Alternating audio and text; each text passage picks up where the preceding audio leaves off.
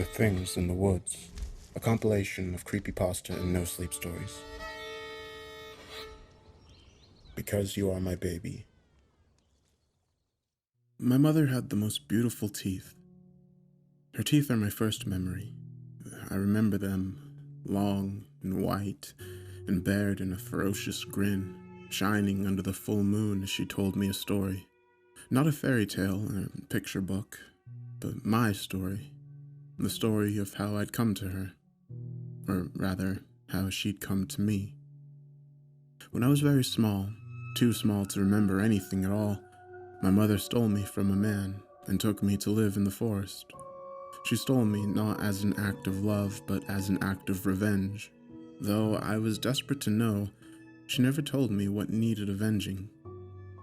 One night, I finally asked, "Why won't you tell me?"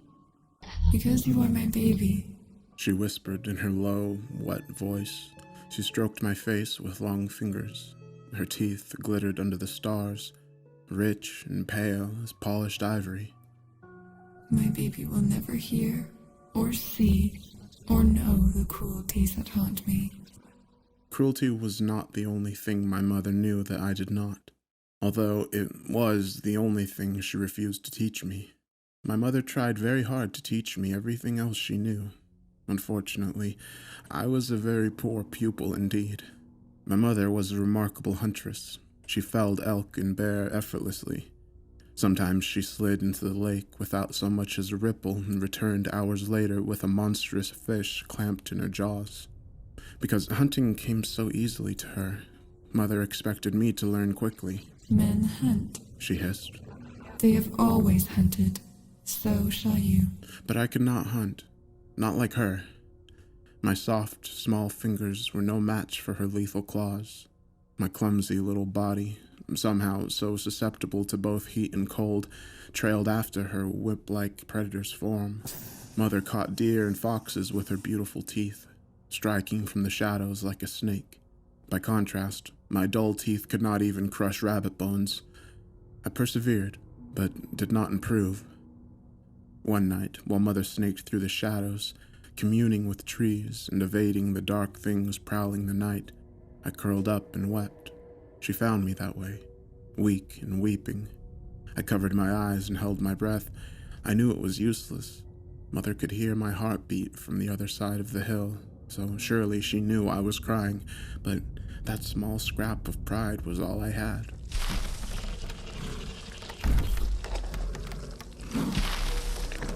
Mother stood there for a long while. Then she crept forward and covered me with fresh leaves before lying beside me. "I will feed you always," she whispered. "because you are my baby." In addition to hunting, my mother was a phenomenal creator of shelters. Sometimes she lived within the earth, snaking through loam and tree roots, like treasure-hoarding dragons of old. Sometimes she lived in the trees. Many nights I watched in awe as her bones elongated and tore through her rough skin, stretching upward to twist among the branches like an ancient spider god. I would wait patiently, sometimes for hours, as Mother communed with the spirits buried in the roots. Sometimes she lived in the shadows, creeping through the darkness to flush out food and threat alike. So, Mother tried to teach me to dig burrows, but I could not dig like her. I was too small and too soft and far too frightened of bugs and moles that tunneled through the earth. So she tried to teach me to live along the tree branches, to rest and listen as the redwoods murmured the long, strange histories of the earth. But my bones could not stretch like Mother's. I could not twist my arms to match the branches. My skin could not interlock with the tree bark, and my blood was too sluggish to melt into the sap. So Mother tried to teach me to live in the shadows. But the darkness terrified me. Every night I hid and wept, imagining the legs of centipedes crawling along my skin. All the night creatures reveled in my fear. Owls swooped down to taunt me, and bats torpedoed toward me, giggling in their shrill, squeaking voices until Mother slapped them out of the sky. Finally, Mother realized the futility of these lessons, so she dug a deep burrow just for me. She lined it with leaves and slurped the worms and roaches from the walls. When she finished, I burst into tears. "Why do you weep?" she rasped. "Because you do everything for me." I knew the laws of forest creatures and their young that were weak were killed in the nest. Young that could not learn to fend for themselves were abandoned to die. I was weak and soft and coated in terrible, ugly scars. "Why do you do everything for me?" Mother snaked forward, long, large hands sinking into the earth. She curled around me and pulled me close. "Because you are my baby." Mother did not always live in the burrow with me.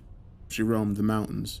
She burrowed with moles, slithered with snakes, and grazed with elk, hunted with wolves, and stood with trees.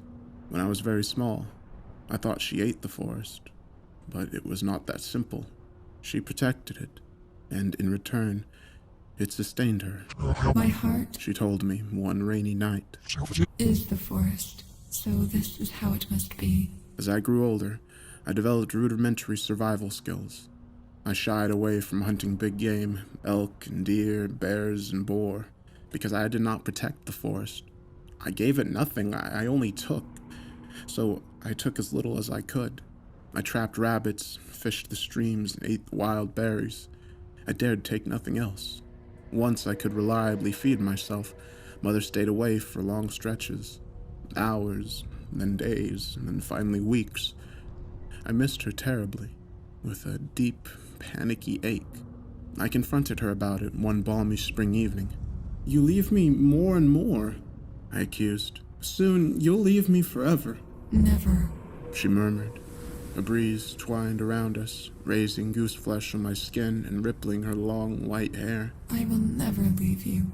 "But you do!" I screamed. "You already do!" "Before you came, I lived among the trees, listened to their warnings. I slept in the warm earth as worms and centipedes nibbled my skin. I spent many of your lifetimes within the forest, little one. So many lives at a time that I forgot my own name. I do not leave you. I have left the forest for you." "I didn't come here," I sobbed. "You took me." "I did. So I will never leave you. When you think I've left, silence yourself and listen. Listen for me the way I listen for the trees, the animals, the stars. If you are silent and you are sincere, you will hear me." And then she left. Fury and jealousy seared my heart like a wildfire. She insulted me, she humiliated me, and after all that, she left me. Left me for centipedes and wolves and those stupid, chittering bats. "I don't need you!" An owl hooted angrily in response. "I don't need you at all!" And then I ran from my burrow. As the earthen door materialized before me, nodding with flowers and wild grasses, anger swelled inside of me. It possessed me. This wild ball of misery born of my own endless fear and inadequacy. It spoke to me. "Why should you return to the burrow?" it asked. Why indeed? It wasn't mine. It was Mother's. The entire forest belonged to Mother. Without her, the forest would have consumed me long ago. So I turned away from the burrow and kept running. "I'll find the end of the forest," I decided. "I will leave it once and for all." I ran for days, in the process treating the forest with contempt. I stripped the trees of their leaves to make nightly beds. I threw rocks at birds and rabbits. I uprooted bushes and stripped entire groves of their berries, eating until I threw up from sheer excess. And then I ate again. Not out of hunger, not out of any need, but out of malice. And one day, long after spring faded into summer, in a verdant explosion of heat and greenery, I heard voices. I froze immediately. The only voice I knew was Mother's. Wet and low and earthy, rib-shaking whisper. These voices were nothing like Mother's. They were high and somehow infantile, with strange, shrill notes.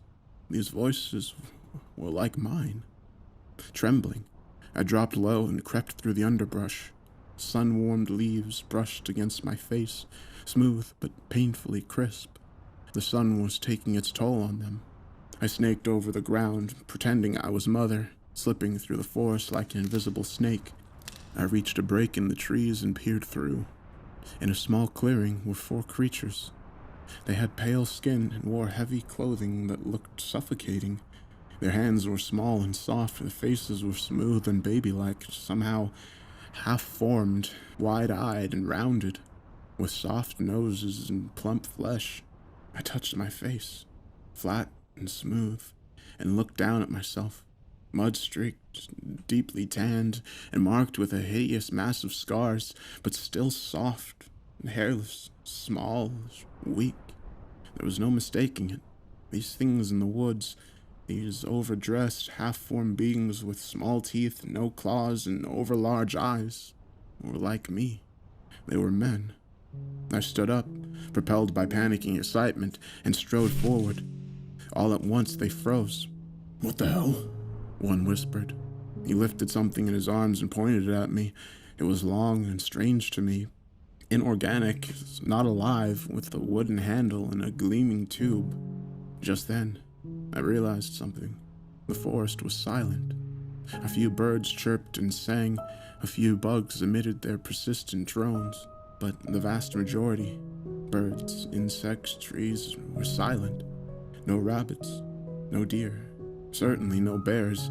These things, these creatures like me, these men, had silenced the earth. They'd stolen the forest from itself. We stared at each other for a long time as the ever-growing summer heat filled the clearing like an invisible pool. "Mother," I whispered. "Mother, please help me." She did not, so I turned and ran. The men immediately pursued. I could hear them yelling, crushing the undergrowth, stamping on blossoms and bugs, snapping branches as they ran. The forest's deathly silence was worse than any cry. "There it is!" One of them screamed. A second later, the forest exploded. A deafening boom shook the trees and ate through the air as pain erupted on my shoulder. I didn't dare stop or look. I pressed on, running and crying as the men came after me. The forest seemed to punish me for my earlier cruelty. Brambles scratched my legs and steps cut my feet. Branches swiped at my face, leaving deep, stinging runnels. I thanked the forest for its kindness. I thanked it for punishing me, rather than stopping me. The men gasped and wailed amongst themselves. "What the hell is it? I don't know. Is it a kid? Look at its face. Look at its fucking face. That isn't a kid." Something suddenly filled my ears, drowning the sounds of the men in the forest. A deep, musical rushing, like birdsong, transformed into a turbulent river.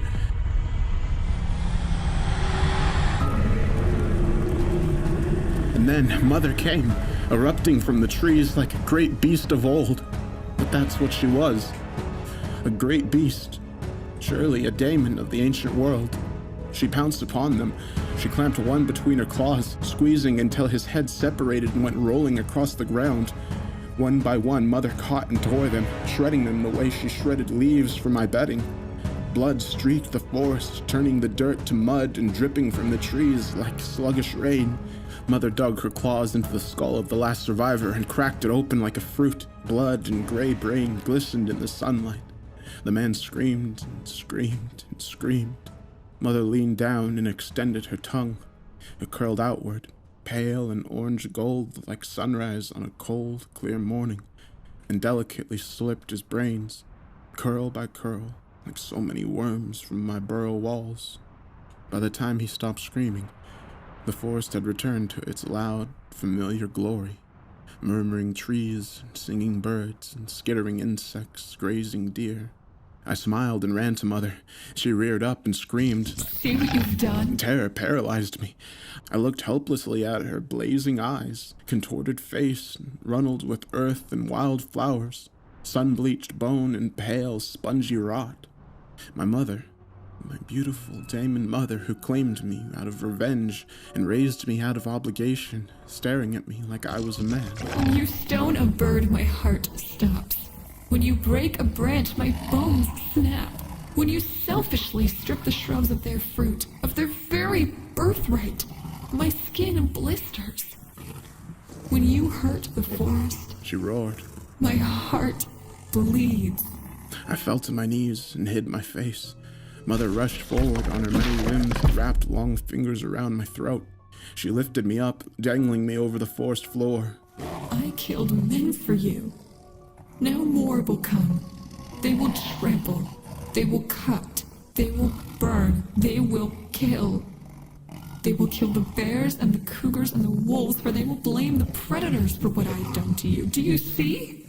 Yes, Mother, I see.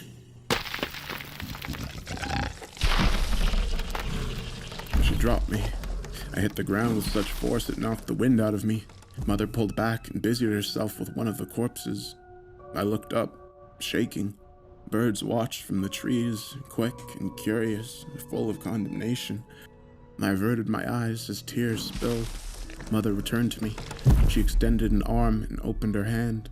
Upon her large palm were 4 eyes and a large, glistening heart. I stared at them blankly and then looked up at her. 4 eyes, 1 from each man, and the heart of the one that shot you. Eat, she said. My lips quivered. I couldn't tear my eyes away from the gore in my mother's hand. A heart and eyes, raw and plump, alive just minutes ago. Mother, I said, please. Are you of me, or are you of man? The forest became painfully silent. The animals, the trees, and the insects, all waiting with bated breath. I am of you, Mother. I plucked the first eye from her palm. It was round and curiously firm, with a sort of firm, watery texture. I associated it with rotten fruits. The pink, wormy optic nerve dangled. For a terrible moment, I thought I would vomit. Then I raised it to my lips and bit in. The eyes were awful. The heart was even worse, thick and almost impossible to chew. Mother had to tear it for me, slicing it into manageable pieces with her beautiful teeth. When I finished, Mother picked me up, holding me tightly, streaked back to the burrow as night fell. That night I became ill. I shook and shivered and hallucinated for days. My mind bled with images of dangling eyes and glistening hearts and skulls cracked apart like pomegranates. Mother lay with me all the while, soothing me with ancient songs like bird songs turned to rivers, and cooling me with her damp, earthy breath. Finally, the fever broke. I sat up, gasping as the last vestiges of my nightmare drifted away. Mother sat across the burrow, hunched over tiredly. You are well. I am glad, for I must leave. I blinked tiredly. Why? Men. She said. But you killed them. There are more. They creep into the forest searching for their dead brethren. They are cutting the trees and crushing the flowers and killing the bears, my little one. If I don't stop them, they will even come for you. I have to stop them. My heart is the forest and so are you. I must protect both. A lump rose in my throat. Shame, like I'd never known, enveloped me. I'm so sorry. You are my baby. Babies must learn. By learning, they grow.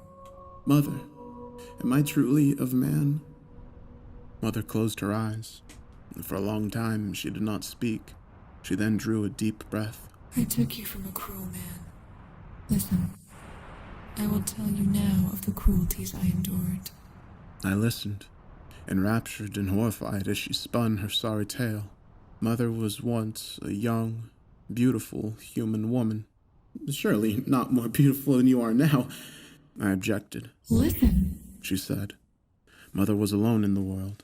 She had no family or friends. She once had a family, but they harmed her greatly, so she ran away. She lived in the forest, in a small, ragged tent. She ate wild berries, fished the lake, and boiled water to drink. Laws are strange things. Though Mother hurt nothing and no one, she was breaking the law by living in the forest. She was found and caught and imprisoned, separated from the trees and the birds. Mother faded quickly. Though she was only jailed for a short while, it nearly killed her. The day she was released was the best day of her life, or so she thought. No sooner had Mother gathered her meager belongings and exited the jail than a guard came up beside her. "Where are you headed to?" he asked. "I'll take you wherever you want to go." Mother was ecstatic. Take me back to the forest. She said. The guard obliged, driving her toward the woods. Except he stopped too soon. He stopped at a house. His house, it turned out. The guard was a terrible man. He trapped Mother. He hurt her. He tortured her, abused her in every way. He cut her open and burned her. He snapped her bones. And he put a baby in her. Mother was so broken that he missed all the signs of impending childbirth. When I came, Mother died. He dumped me in a vat of acid and scattered my liquid remains among the trees. But then, I heard you. Mother told me. Mother smiled faintly. Crumbles of dirt and root fell from her face. I heard your cry. Your need for me. I don't understand what Mother said next. It is difficult to translate, but the closest I can come is this. Everyone sings a song to those they love. Most aren't able to hear these songs. If you can't hear, it can't help you. But if you can hear it, a song is the most powerful thing in the world. It kills, it calls, it consumes, it destroys, it strengthens, and sometimes it resurrects. When I reformed and breathed again, I stole you from your father. Mother said. Then I brought you here, because you are my baby. I wept silently because I didn't know what to say. I must go, she said. The trees and the animals need me now. So remember, little one, when you are silent and you are sincere, you will hear me.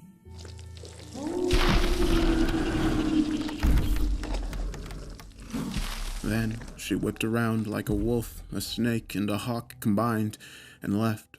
She did not return. At first I thought nothing of it. I had made a terrible mess. I had summoned men. I'd caused the forest to bleed. Mother had a great deal of work ahead of her. But summer slowly bled into fall, and still Mother did not return. When the first snow came, dry and cold, skittering across the landscapes like powder, I knew something was wrong. The forest drifted into its winter sleep, cloaked in ice and fog. Every night I made myself silent. I mustered all the sincerity I could, and I listened for my mother's voice. It did not come. I grew thin and sick. My skin burned even as I shivered. My chest grew congested, my throat so sore I couldn't sleep. My breath came in sharp, pain wheezes. Soon, I became too weak to leave the burrow. I crawled to the doorway and ate snow. For sustenance, I slurped worms from the earthen walls. It was not enough. I knew it. Only then, in the quiet and peace and fear of approaching death, did I become truly silent. Only then did I hear the voice of my mother. I heard her in my dreams. The low, rushing voice like music made into water. I am coming. I am coming because you are my baby. I smiled and slept. Next thing I knew, I was cold and wet, shivering, but awake. I shot up and screamed as my skin brushed the thick, flour-matted hide of my mother. I spun around, smiling, and froze. Mother lay beside me, panting. Blood seeped from 100 wounds, crusting her hair. The exposed bones in her hair were crushed and concave, leaking gore and blood. Without opening her eyes, she smiled. I heard you. I heard your song. Tears blurred my vision. My chest began to hitch. I couldn't draw breath. It was like I was sick again, drowning in pus and trapped fluid. Only I wasn't dying this time. My mother was. "Then stay," I said. "You have to stay because you can hear my song." No. You needed to see me again, but you do not need me. "I need you, Mama. I need you." No. I killed all who would harm you. "But what about the forest? The forest will kill me without you." She chuckled. Her breath came terribly fast and increasingly weak. You are me. Remember, you are me. baby. My mother, my beautiful, ancient mother, drew a shallow breath and lay still. I lay beside her for many days, and then, when she began to stink, I left. A hiker eventually found me, a stupid, solitary hiker with a soft heart and a great deal of patience and no fear. When I learned to speak the words of men, the authorities lost no time in telling me that mother wasn't really my mother. They discovered my identity, at least in a manner of speaking, through DNA. My real mother, they say, was a vagrant, a Jane Doe who lived in a tent in the national park. She was alone and defenseless, two things that attract human monsters. After a brief stint in jail for loitering, my mother ended up kidnapped, imprisoned, and tortured by an as yet unidentified assailant who eventually tried unsuccessfully to dissolve her in acid. They think he attempted to dissolve my body too. That's why I'm covered in scars. It is why I frightened those hunters so long ago. The acid burns make me look like a monster to men. Since my real mother apparently died long ago, they decided that mother, whoever she was nothing but a crazy homeless child abuser. But I know better. Even so, I adapted. I had no choice. I am of my mother, but I live among men. That's what animals must do. Their young learn, and grow, and adapt. If they don't, they die. But I am not adapting anymore. At least, I'm not adapting to live among men. My mouth is changing in ways that are terrible to people, but wonderful to me. It's my teeth, you see. I'm growing my mother's beautiful teeth. Looking at my teeth in the mirror, it was frightening and electrifying. Joy and terror ran through my veins in equal measure. It had to mean something. So I fell asleep. I became sincere. I listened, and I heard. I heard the voice of my mother, low and rushing, like birdsong turned to a wild river. She tells me I do not belong with men, because I am her heart, and her heart is the forest. She tells me I must return, and she tells me she is waiting for me, because I am her baby.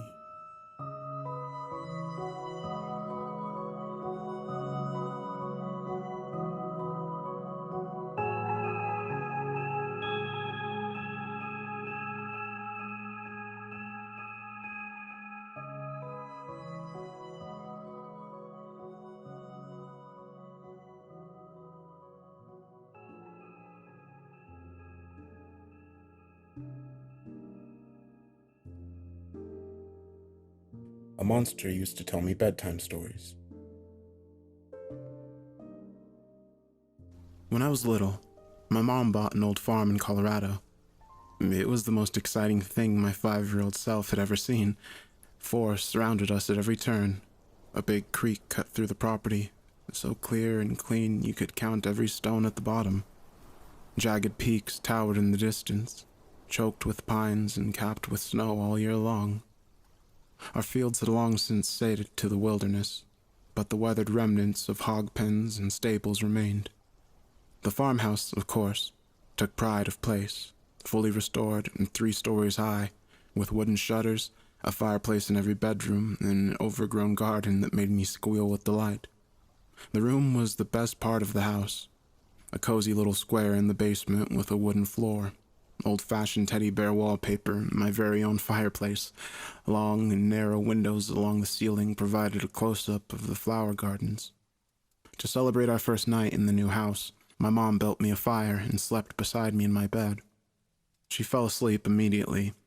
I, on the other hand, was too excited to close my eyes. Eventually, though, the comforting crackle of the fire and my mom's steady breathing lulled me into a sleepy haze.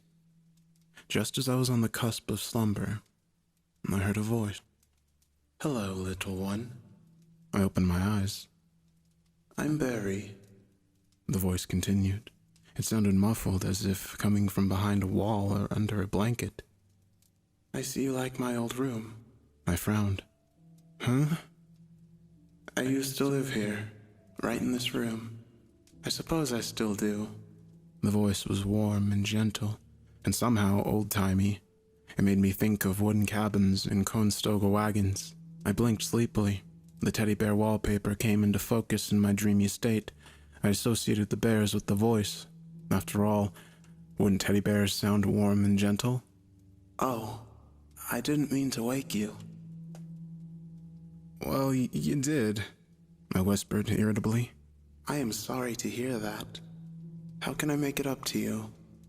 The wallpaper danced before my eyes, 100 little bears floating away on faded balloons, 100 little bears, wondering how to apologize. I know. I'll tell you a bedtime story. Okay, I droned. Barry delved quickly into a poetic tale of an elf prince and his human love. I don't remember the story, but I remember how it made me feel. Desperately sad and somehow cheated.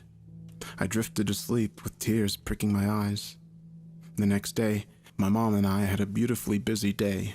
So busy, in fact, I forgot all about my teddy bear storyteller. Until I was on the cusp of sleep that night, fantasizing about drifting through the silvery night sky on a cluster of balloons. Hello, little one, Barry said in his rich, kind voice. I tried desperately to ignore him, to fall into a dream of moonlit balloon flights, but it was too late. Stop waking me up. I covered my head with my pillow. This was a mistake. The cold underside woke me even further. I'm sorry, Barry bleated. I know it wasn't kind. I'm just very lonely. His sorrow punctured my irritation, deflating it like the balloons I was so desperate to dream of. Why are you lonely?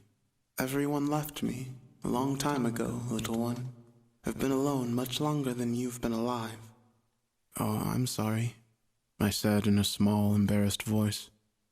I know it's silly, he continued, but I spend all my time thinking up stories. I suppose I've always hoped that a child would one day come along to hear them, and here you are. For a moment, his voice was a bright, shining bubble, golden and warm. Then it faded and shriveled into something cold. But you don't want to hear them. I do, though. I snuggled deeper into the blankets. Tell me one now. Do you mean it? I mean it. Barry happily segued into a thrilling tale of magical beasts, fallen gods, and the human monsters who tried to control them. I drifted to sleep before the end, mind filled with visions of beautiful monstrosities and unlikely saviors. This was our pattern, night after night. I don't remember Barry's stories, but I remember the visions they created. Horned shadow gods that exchanged immortality for the blood of countless innocents, magic paintings, flesh-eating genies, and daemons called forth to avenge schoolchildren.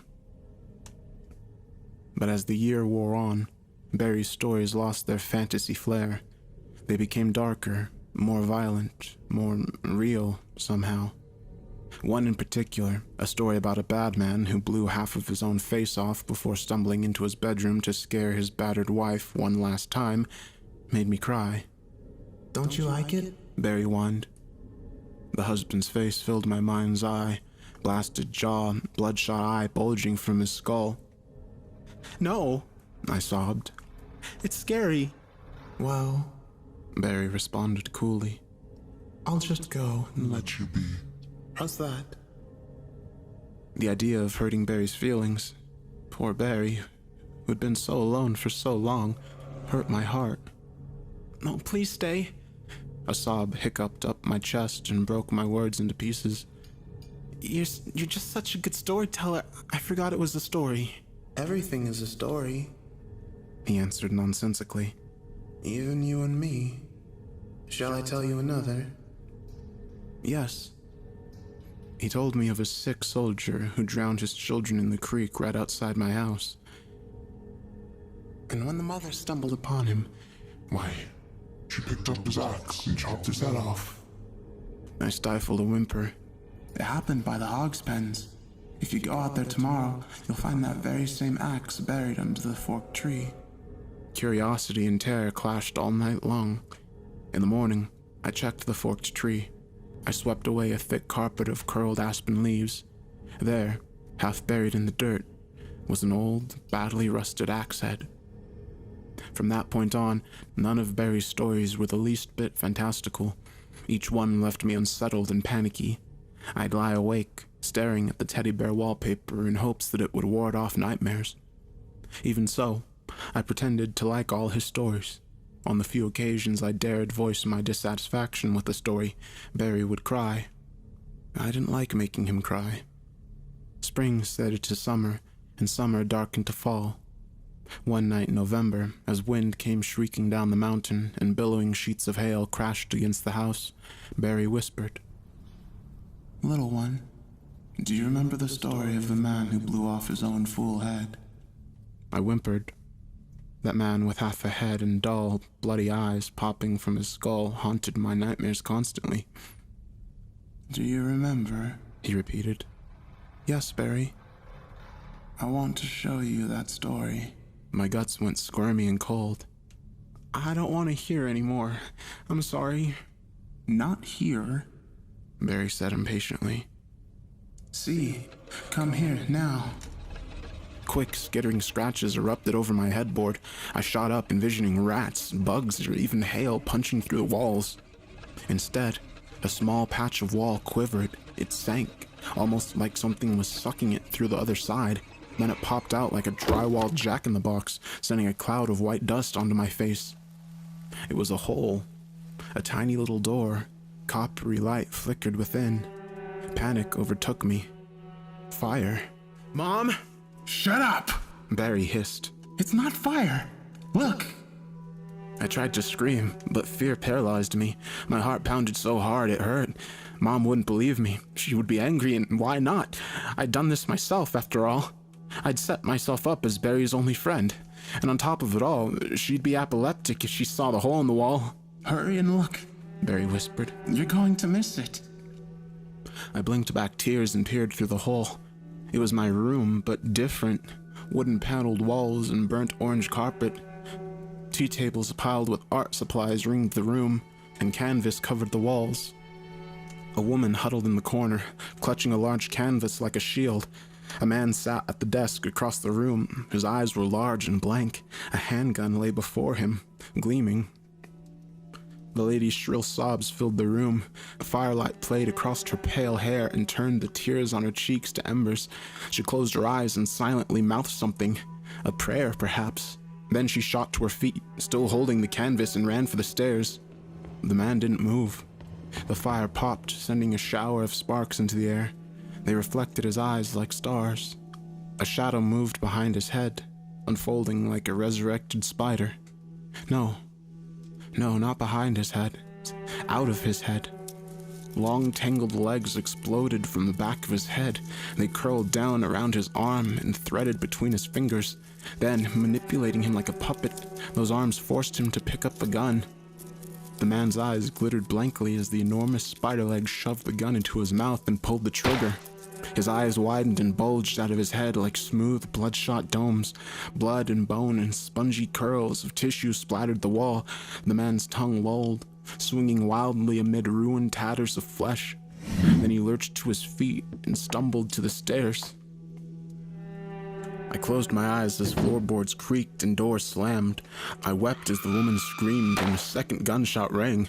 I didn't open my eyes until the light flicked out. "Wasn't that interesting?"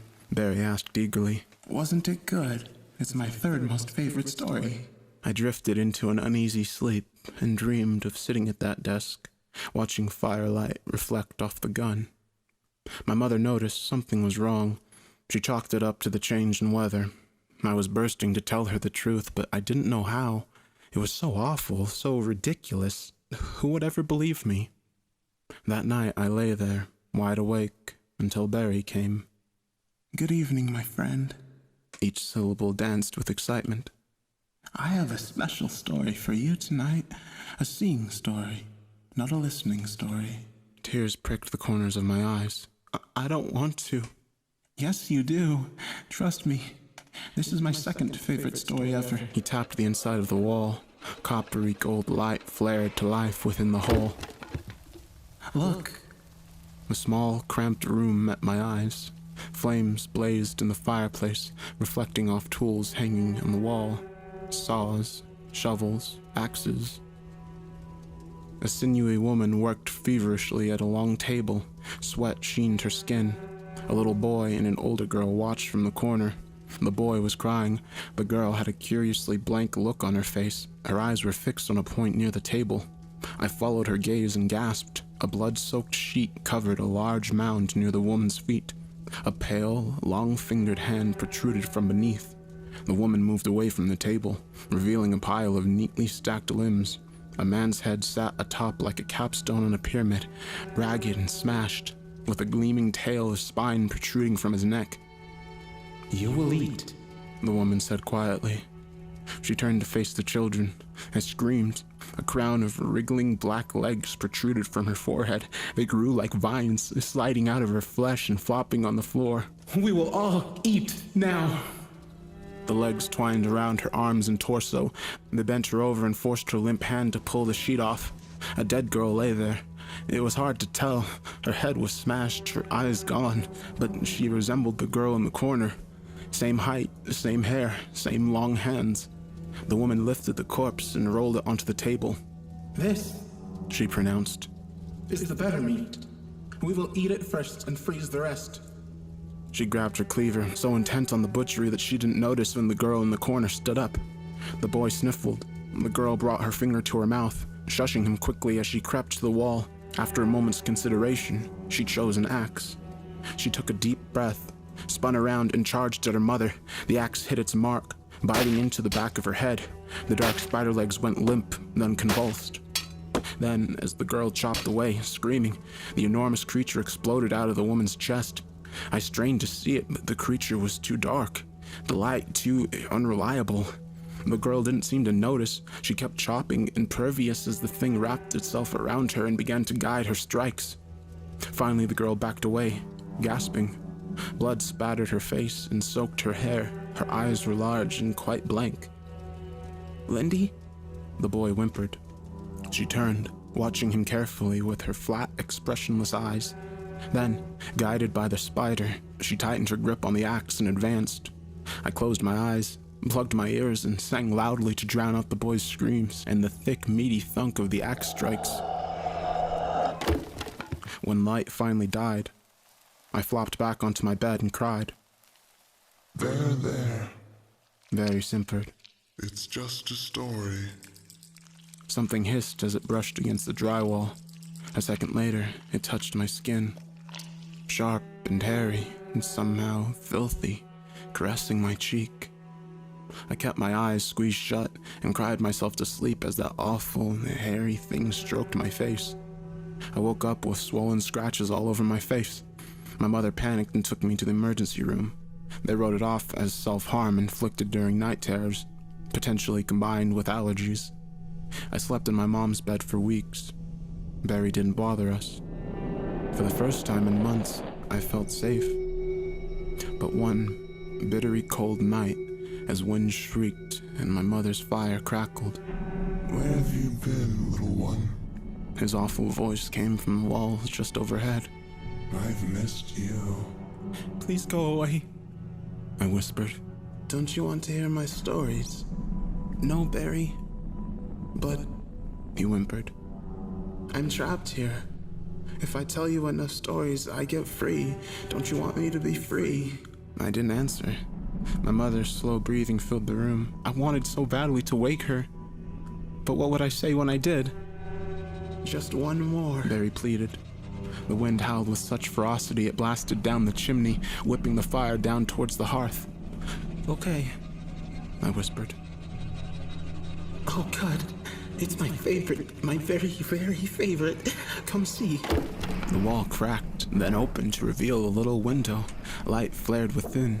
I swallowed a sob and peered inside. It was my mother's room. Her bed, her clothes piled in the corner, perfume bottles on the mantel. I saw us sleeping.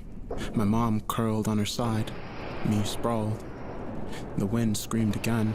The fire bowed outward. Flames licked the walls. My sleeping self rolled over. Hair shifted weirdly. I watched, paralyzed, as a hairy black arm sprouted from the back of my head. It grew like a giant flower vine, slithering across the room to the fireplace where it curled around the logs and convulsed, flinging coals all over the room. Everything caught fire, the rugs, the curtains, furniture. On the bed, my eyes opened. They were wide and bright and far too blank. I tore myself away from the little window, screaming. Immediately, I began to choke. Harsh smoke billowed down my throat. "Mom!" I coughed. "Mom!" The words came softer and softer until I wasn't making any sound at all. I shook her. She shot up, coughing, and oriented herself with admirable speed. Together, we bolted from the house and watched, horrified as the blaze metastasized. I saw shadows dancing through the windows, incredibly long and incredibly thin, like enormous spider legs.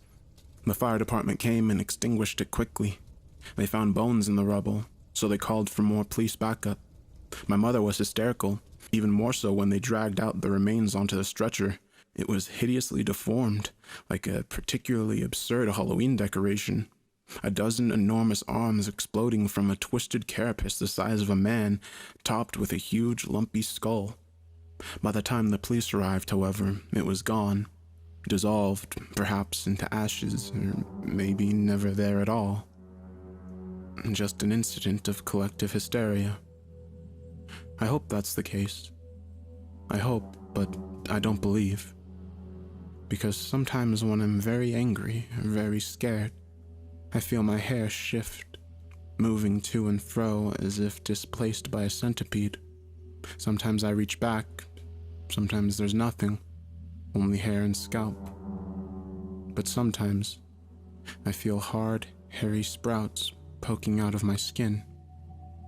And I know that Barry will one day tell a story about me.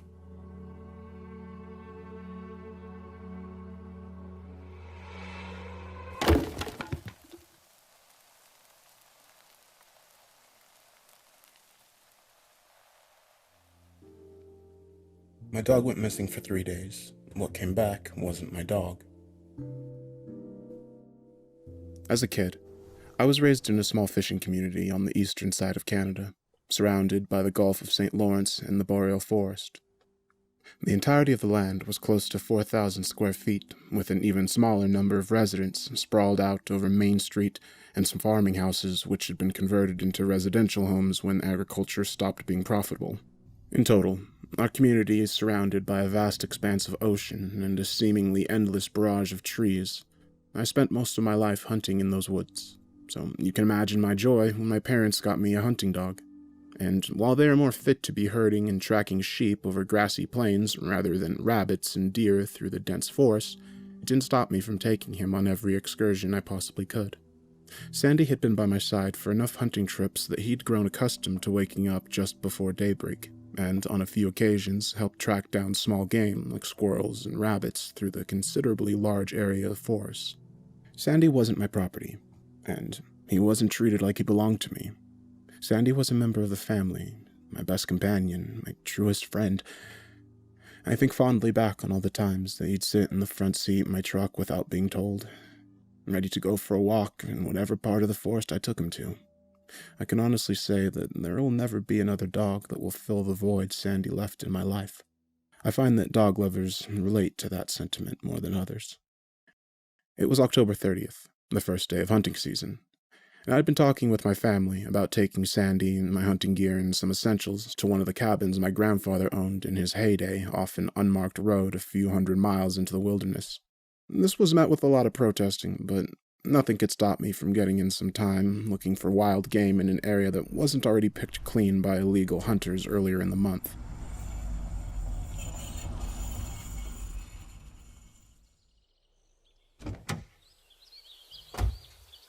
I spent most of my life in the wilderness. There were only a handful of times that things had gotten really weird for me, but usually everything can be explained with scientific reason. That's why I brushed off Sandy's weirdness on the first few nights, chalking it up to being nervousness of a dog that's capable of hearing far-off noises of various coyotes, and wolves, bears, and moose. This was untouched territory, of course. There had been plenty of time for wildlife to set up camp here, too. The first night was fairly normal. I had set up Sandy's bed in the corner of the living room, next to the TV that looked like it came out of the early 90s. I figured I'd give Sandy the option to have some place to lay down for a while, despite the fact that he slept curled up with me 9 times out of 10. Close to about 10 p.m. at night, Sandy looked straight at the wooden door and whined. I figured he needed to piss and opened the door to let him out, not worried about having my best friend stray too far from me.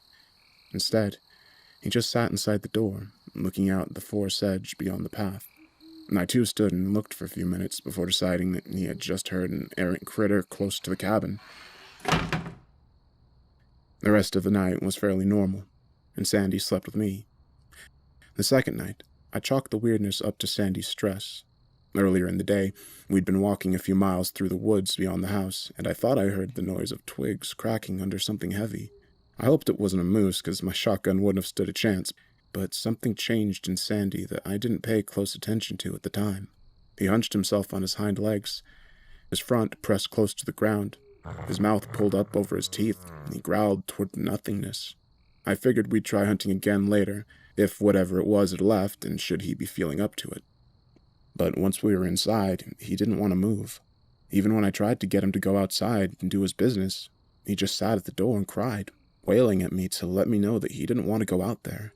I didn't pressure him. If he pissed on the floor, so be it. Sandy never acted up before. I could excuse an accident or two. It must have been a bear, I thought, before locking the door and calling it a night. The third night is where things went to hell, and I still don't fully understand what happened. Sandy didn't eat all day. I managed to shoot a rabbit early in the morning. When Sandy decided that he didn't want to go outside any longer than he had to, and retired inside for the day, I cooked it up, threw a little gravy on it, and gave it to my dog. I didn't do this all the time, but I figured now was a special occasion, maybe a treat would put him in a better mood for another walk the next day. Sandy didn't touch it. He didn't so much as sniff at it. Instead, he sat at my side on the couch, watching the doorway intently. I tucked him under one of my arms, and he laid his head on my lap, eyes still locked on that door. Close to 3 hours of watching grainy VHS tapes on an outdated television set, Sandy started crying and hugging himself close to my body. This is where my judgment took me down the wrong path for the first time of many. It must sound silly, being my dog's protector rather than the dog being mine, but this was my family. I figured if there was something out there that was scaring Sandy so bad, then it was my job to do something about it. I got my gun, opened the door, and stood in the doorway and waited. I must have waited at least half an hour, staring into nothing. There was barely a sound, save for the faint buzz of insects and leaves rustling in the cold autumn wind. Moose aren't elegant creatures, and if it were a moose, I would have heard it coming. Around the 40-minute mark, Sandy took off like a shot into the darkness of the trees beyond the path, barking wildly. I started to get worried, despite my knowledge that my dog isn't entirely helpless in the wilderness. There are still bigger animals that would have liked to take a bite out of him if there wasn't a lot of food. I heard Sandy's bark fade away in the distance. I waited hours, standing in the doorway with my shotgun cocked, ready to put down whatever it was that was waiting in the woods. I waited for hours for Sandy to come back to the house. I waited until sun was cracking through the trees. Then I waited until that night, sitting on my porch step, feigning off sleep deprivation to see my dog come back.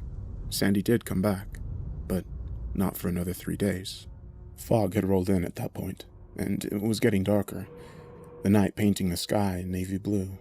Tracking over the last few days had proved futile, and I started to get worried that I'd need to leave and find more provisions to last me the next few nights. I couldn't leave Sandy out there, lost in the woods, cold and probably hungry. The thought that he might be waiting out there for me to find him and bring him back home was distressing enough. I was packing the things I'd need for the next day's trip. I figured tomorrow would be the last day before I'd go into town and see if my father would help me find Sandy. He was a retired, graying man, but I was sure if I brought up Sandy's name, he'd be more than willing to help me search for him.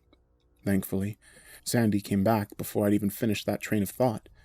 I saw him from the window, on the path that led down to the main road, a few dozen feet away from the house. Normally, I'd hear him scamper to the doorway and paw at the door a few times, eager to come in, but this was different. I could see the reflection of his eyes as gray pearls in the milky fog that swamped the house. For a moment, I thought it might be another animal, but the outline of his body in the wisps of thick, low-lying clouds was unmistakable. Still, despite myself, I hesitated. There was something different about his body language. I stared out the window for a few moments before reason overcame my gut instinct. Sandy could be hurt, I thought, or worse. I flung the doorway open, but he didn't come right away. Instead, he stood there, watching me intently, and when he didn't move, I whistled to him. "Here, Sandy!" I coaxed him toward the house. "Come on, here, boy!" The way he moved was different. It was as though his hips had been dislocated, and the angle of his paws changed direction with every step, as though he'd forgotten how to walk properly. His body was bowed to the ground, but his teeth weren't bared.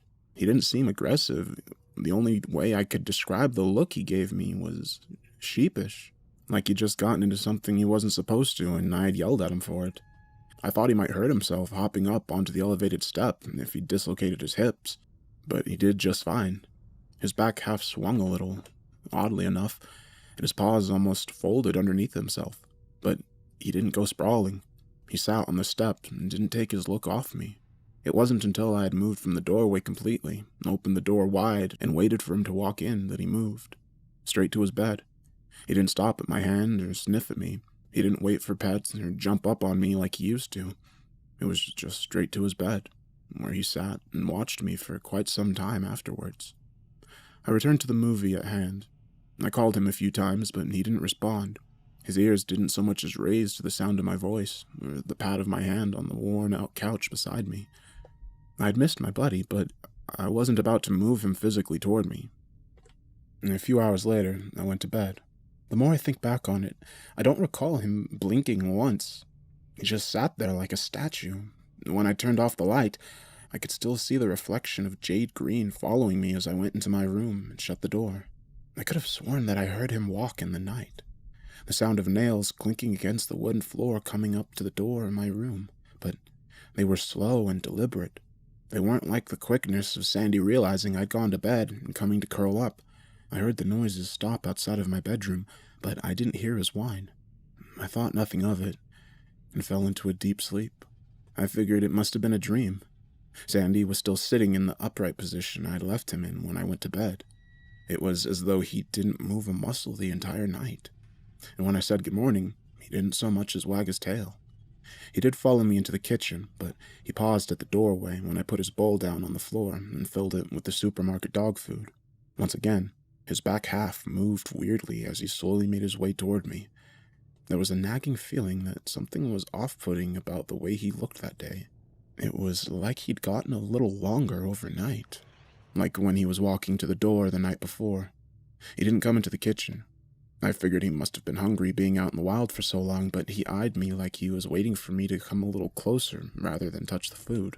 It goes without saying, but after a few moments of this staring contest between me and my unblinking dog, I called off that foolishness and called out his name loudly. "Sandy!" It's not even a flinch. I didn't want to move closer to my dog in order to leave the kitchen, but this was my Sandy, and the most damage he'd ever done was eat flies. Sure enough, as I passed him, he turned, and his body swayed unnaturally, but he didn't move toward me. When I left that day, I couldn't find anything. The deer tracks in the mud were made a few days prior and went cold off naturally made trails through the woods.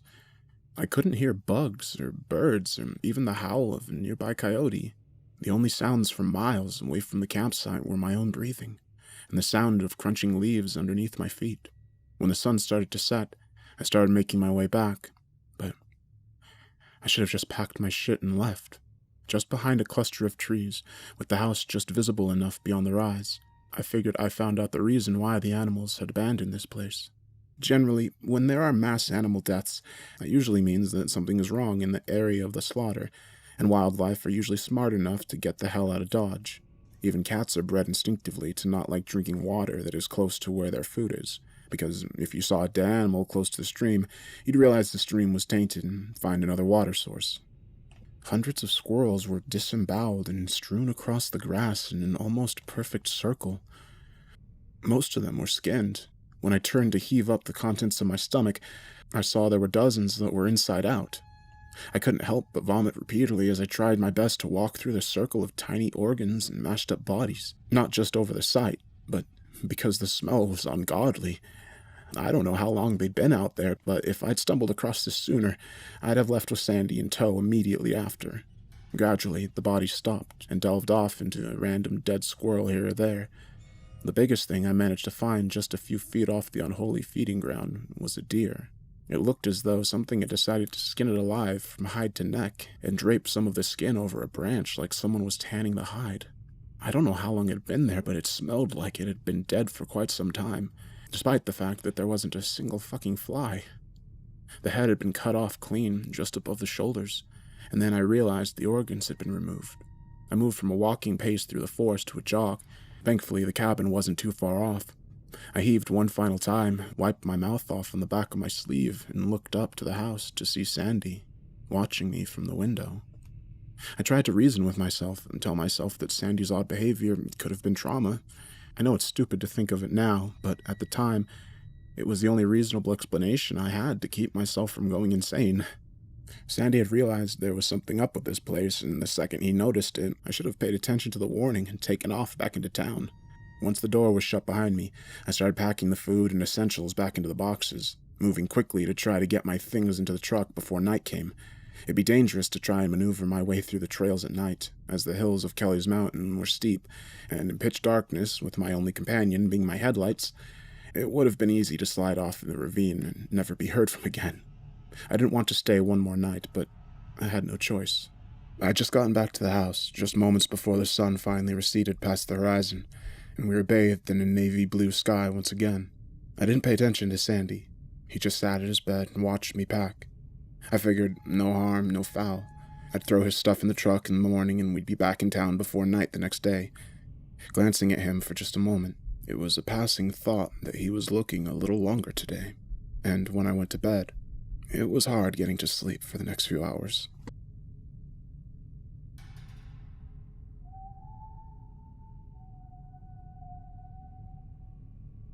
It must have been close to 4 or 5 in the morning when I heard it. It was the sound of whistling, the same whistle I used to call my dog. I broke out into a cold sweat when I realized that whoever slaughtered those squirrels and hung up that skin and left what he didn't need could have very well broken into my house. The door to my room didn't make a sound as I opened it slowly, thankfully. I waited for a moment, listening to someone call my dog for a few more seconds, before I dared poke my head out the door frame to get a good look at whoever it was that could have hurt Sandy. The outside door was open.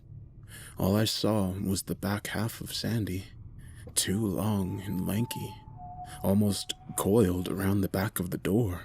His front half was outside. Whatever it was that was impersonating my dog, it was whistling slowly, calling for Sandy, when I could have sworn that it hunched down to the ground again and said, "Sandy," in the most ungodly voice I'd ever fucking heard. I closed the door just as softly as I'd opened it. I don't know how long I waited with my back pressed up against the door. I knew I left my gun and my bag on my coat rack. I know I didn't sleep. I waited until I saw the sun break over the horizon, and then waited some more, until it must have been midday, and I finally got the balls to open the door again and make a break for it. I wouldn't die in that place. Sandy was gone, and the door was open. His food was untouched, but the fridge was open, and all the meat was gone. I didn't bother packing his stuff. I just threw my bag over my shoulder, made my way to the floor as fast as I could, and turned on the ignition. I couldn't describe the feeling that overcame me as I realized that I'd have to leave Sandy in this place. The thought that he could be dead was never a thought in my mind. I didn't think I could cope with the knowledge that whatever I allowed in my house, whatever disemboweled those animals, could have done the same to him. I made my way down the winding paths and the roads as fast as I possibly could without veering off the cliffs. I felt like I was turning in circles down this labyrinth that would take me back to that house, but when I reached the pavement on the stretch of road that led back to town, I felt relief wash over me, thinking I was safe. Just as I was pulling off into the cement, I felt something hard hit the back windshield, sending broken glass into the passenger seat. I only got a glimpse of the deer's decapitated head catching on the broken glass and tumbling into the back seat. I cried for most of the way home, hands clenching the steering wheel so hard my knuckles were white. I wish I could leave this with a positive note. I wish I could tell you that I found Sandy at home waiting for me. I wish I could tell you that it was the end of it, a traumatizing experience in the woods that I'll get over with time. Last night I found it hard to sleep. I kept replaying the entirety of my trip to Kelly's Mountain in my head. I figured I wouldn't be sleeping for a while and laid there, listening to the wind through my open window. I could have sworn that I heard the whistle I used to call my dog with, coming from the forest edge. If you go on trips with your dog, I advise you don't let them out of your sight for too long. What comes back might not be your dog.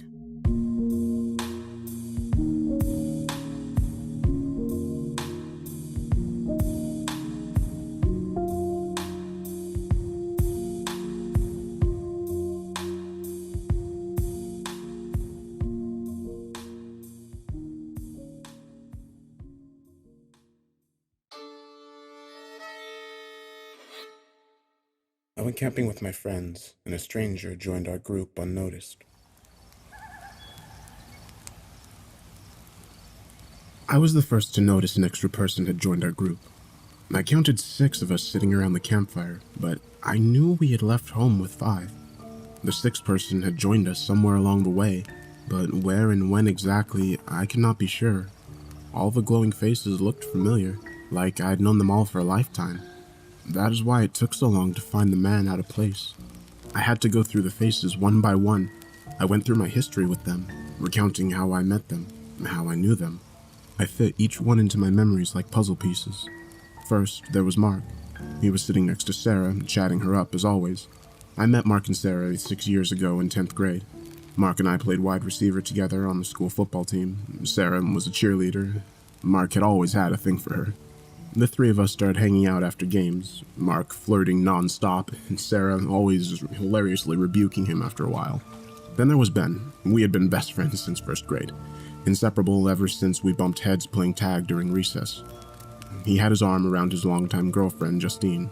She started at our school when she moved from Chicago in the 7th grade. Ben sat next to her in English, and soon she became part of our group at the time. She was quiet and shy when she first arrived, but once we got to know her, she opened up. She was one of the coolest and nicest people you could ever meet. She had also become close with Sarah in the past few years. Then there was the 6th face, the piece that did not fit. I stared at him, and his name escaped me. That is, if I had ever had it in my memory banks in the first place. He looked familiar, but I could not place him in my memories. But why? If I recognized him, could I not remember his name? Why did he sit among us, acting as if he belonged? He stared at Mark and Sarah as they chatted. He laughed when they laughed, smiled when they smiled. I couldn't figure it out. The question burned in my head. How had a stranger joined our group without any of us noticing something amiss? Yo, Porter! Ben pulled me from my thoughts. Your head up in the clouds or something? I was just telling Justine about our 5th grade teacher. What was his name again? Mr. Smith, I said. Oh yeah, Mr. Smith. I was telling Justine how you could rile that guy up like nobody else.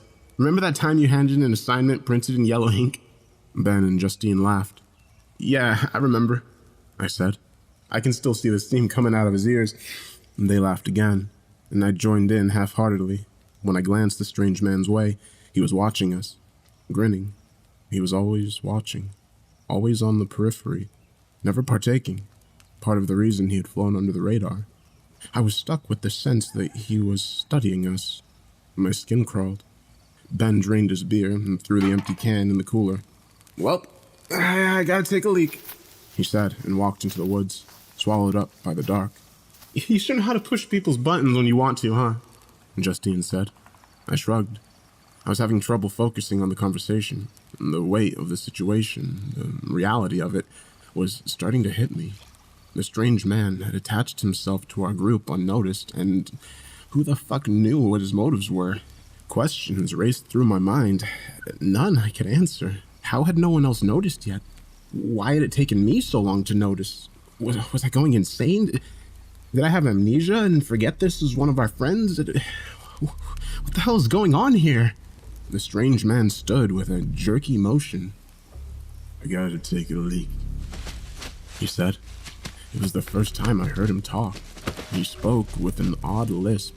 It sounded like he had to force the words from his throat. He walked with an awkward gait, like Ben, disappeared behind the dark veil of trees. No one else flinched. Justine kept talking. I always loved the long relationship you and Ben have. It was so hard moving to the cities and leaving all my old friends behind. I mean, well, I can't complain too much. I wouldn't have met Ben and all you guys otherwise. Justine, don't you see what's going on here? Huh? You're telling me you haven't noticed? Noticed what, Porter? What are you talking about? Who was that guy? I gestured to the vacated spot the strange man left behind. Oh, him? He's, She trailed off. She frowned into the fire. I could see her mind ticking over, and her eyes twinged with concern. I knew I wasn't going crazy. I don't know, she said. Who was it? Well, that's what I'm trying to figure out. We stared at each other. Maybe... Justine was cut off. An ear-piercing scream came from the woods. It sounded like a shrill, injured cat, a large cat. The sound split the air and cut our conversation short. A blanket of silence fell over the four of us. Only crackling campfire persisted. The woods were still and quiet. The fuck was that? Mark broke the silence. I don't know, Sarah said. I've never quite heard an animal like that before. It sounded like some fucked up mountain lion, Justine said. You ever heard anything like that before, Porter? I shook my head. My fingers tingled with adrenaline. Ben was still in the woods, and the strange man was out there with him. Dread filled my gut. There ain't no mountain lions out here, Mark said. It's probably an elk. They can make some creepy sounds. Sarah agreed. Justine bit her lip and scanned the woods. It's probably okay. I think Mark's right, I said to her. But I wasn't sure I believed it. Mark and Sarah had started up their conversation again when the strange man bumbled out of the woods. They paid him no mind. I was hoping something would have triggered in them by now, but they were oblivious. The strange man took a beer from the cooler. He fumbled with it, struggling with the tab. It was as if he had never opened a can before. When he finally had it open, he sat, beer in hand, and continued to watch Mark and Sarah, a thin smile on his face. He never did take a sip. I watched him from across the campfire, his head wavering behind the heat. I touched on what made me uneasy about this strange man. Aside from the fact that he managed to infiltrate our group without any of us noticing for a long time, he moved with jerkiness and awkwardness, like a newborn animal. Nothing he did was smooth or well-practiced. It made everything he did look like an act, an imitation. I didn't make the connection at the time, but I should have seen this man was not quite human. But at the time, I wasn't sure what to think. I guess I just thought he was a freak. I considered calling him out then and there. I wanted to ask him what the fuck he was doing, but I'll admit, I was scared. I had visions of this guy being some horrific serial killer. I didn't know how dangerous he was, or if he was armed. I didn't want to push him into doing something drastic that got us all killed.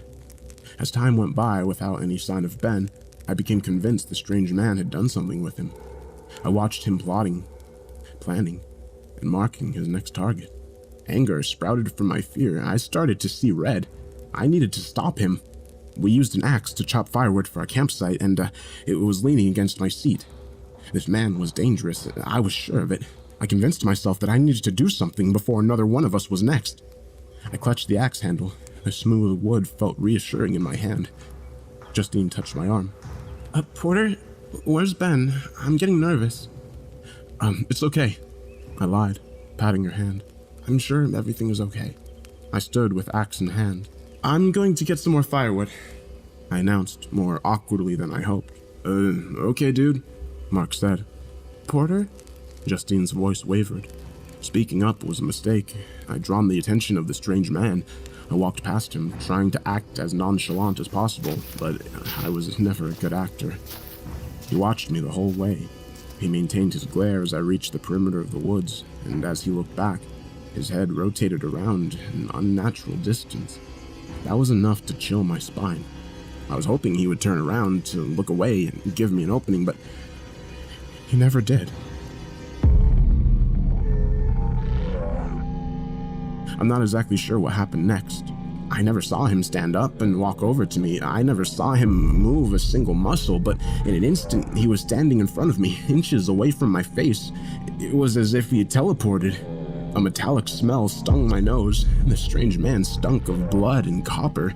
The axe trembled in my hand. Any thought of actually using it fled my mind.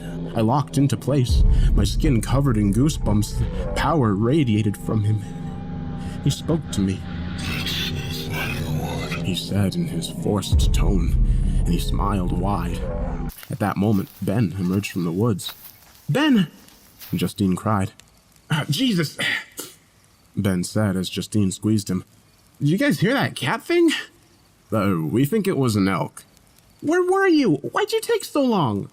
Justine asked. "I guess I wandered too far off and lost sight of the campfire.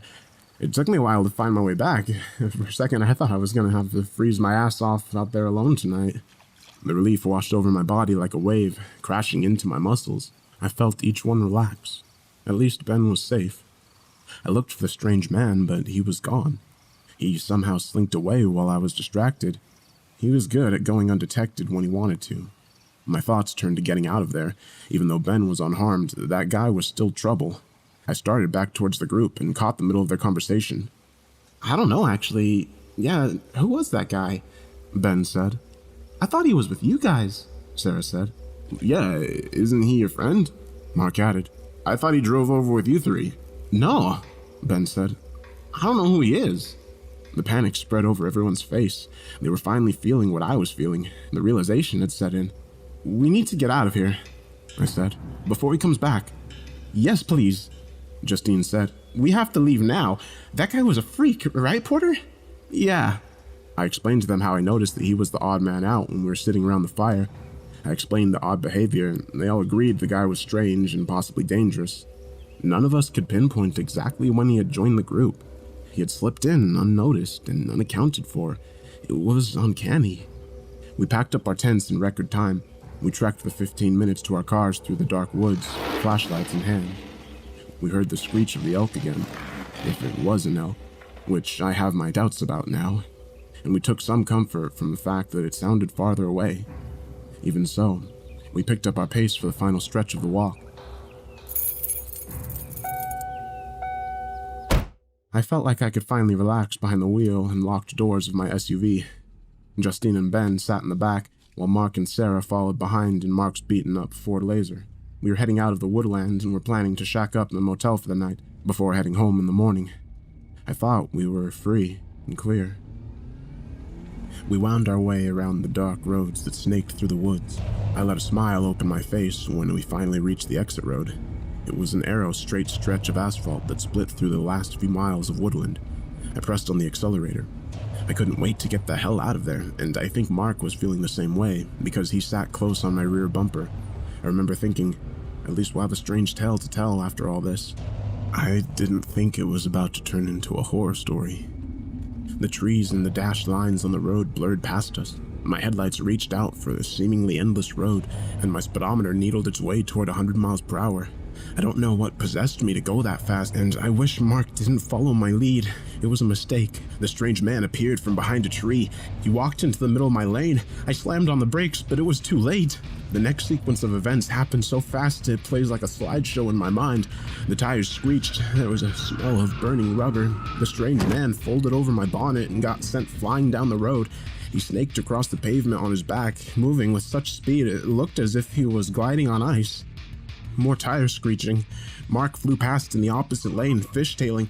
He fought it, and for a moment I thought he had it saved, but the car hooked right into the trees. The sickening sound of crunching metal reverberated in the air. Mark's car slammed into a tree, driver's side first, sending fragments of glass and metal flying. The car bounded off one tree and into another. The front passenger side impacted this time, and the passenger side cavity caved in, sending a wheel bouncing into the woods. The crumpled heap of car came to a rest. Justine was the first out the door, crying out Sarah's name. Ben went after her, and I followed after him. Everything felt surreal as shock coursed through my body. It was as if I was watching it through a screen. I floated over the asphalt as Justine and Ben sprinted toward the steaming wreckage, the crash scene dimly lit by my SUV's one remaining headlight. There are two screams I'll never forget. They imprinted themselves on my brain, and I'll hear their echoes at night forever. If I happen to get Alzheimer's later in my life, I know the last thing to go will be these screams. The first one I heard when I was 13. It came from my mother. It flooded the house, splashing off the walls. I ran out of my room and saw her crumpled at the front door with 2 police officers standing by. They had notified her that her eldest son, my brother, had died. The second came from Justine when she saw what was waiting for us in that Ford Laser. Mark was unrecognizable.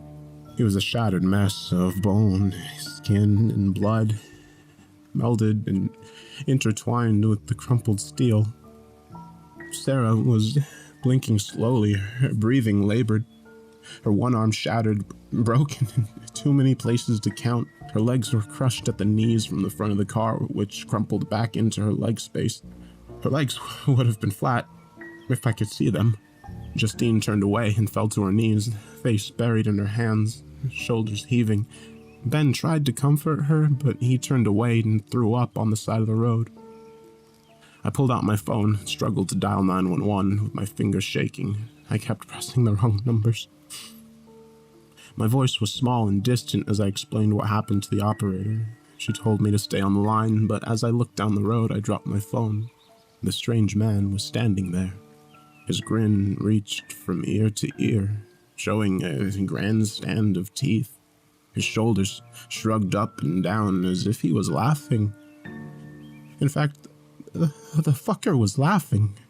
If I were not in shock, I would have gone after him right then and there. I would have torn his heart, if he has one, right from his chest. But all I could do was stare, mouth agape, struggling to keep the tears behind my eyes.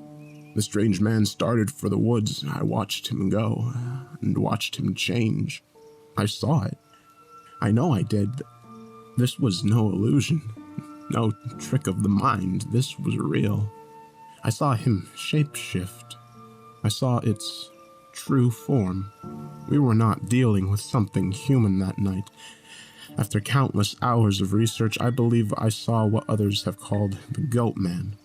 Its horns stuck out unevenly from its head, its grinning snout bared rows of sharp teeth, and walking upright, like a man with an awkward gait, it vanished into the shrouded woods.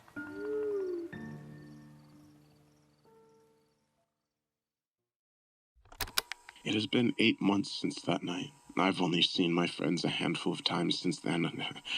Our relationships have shattered and are left in ruin. All we are now to each other is a stark reminder of that night.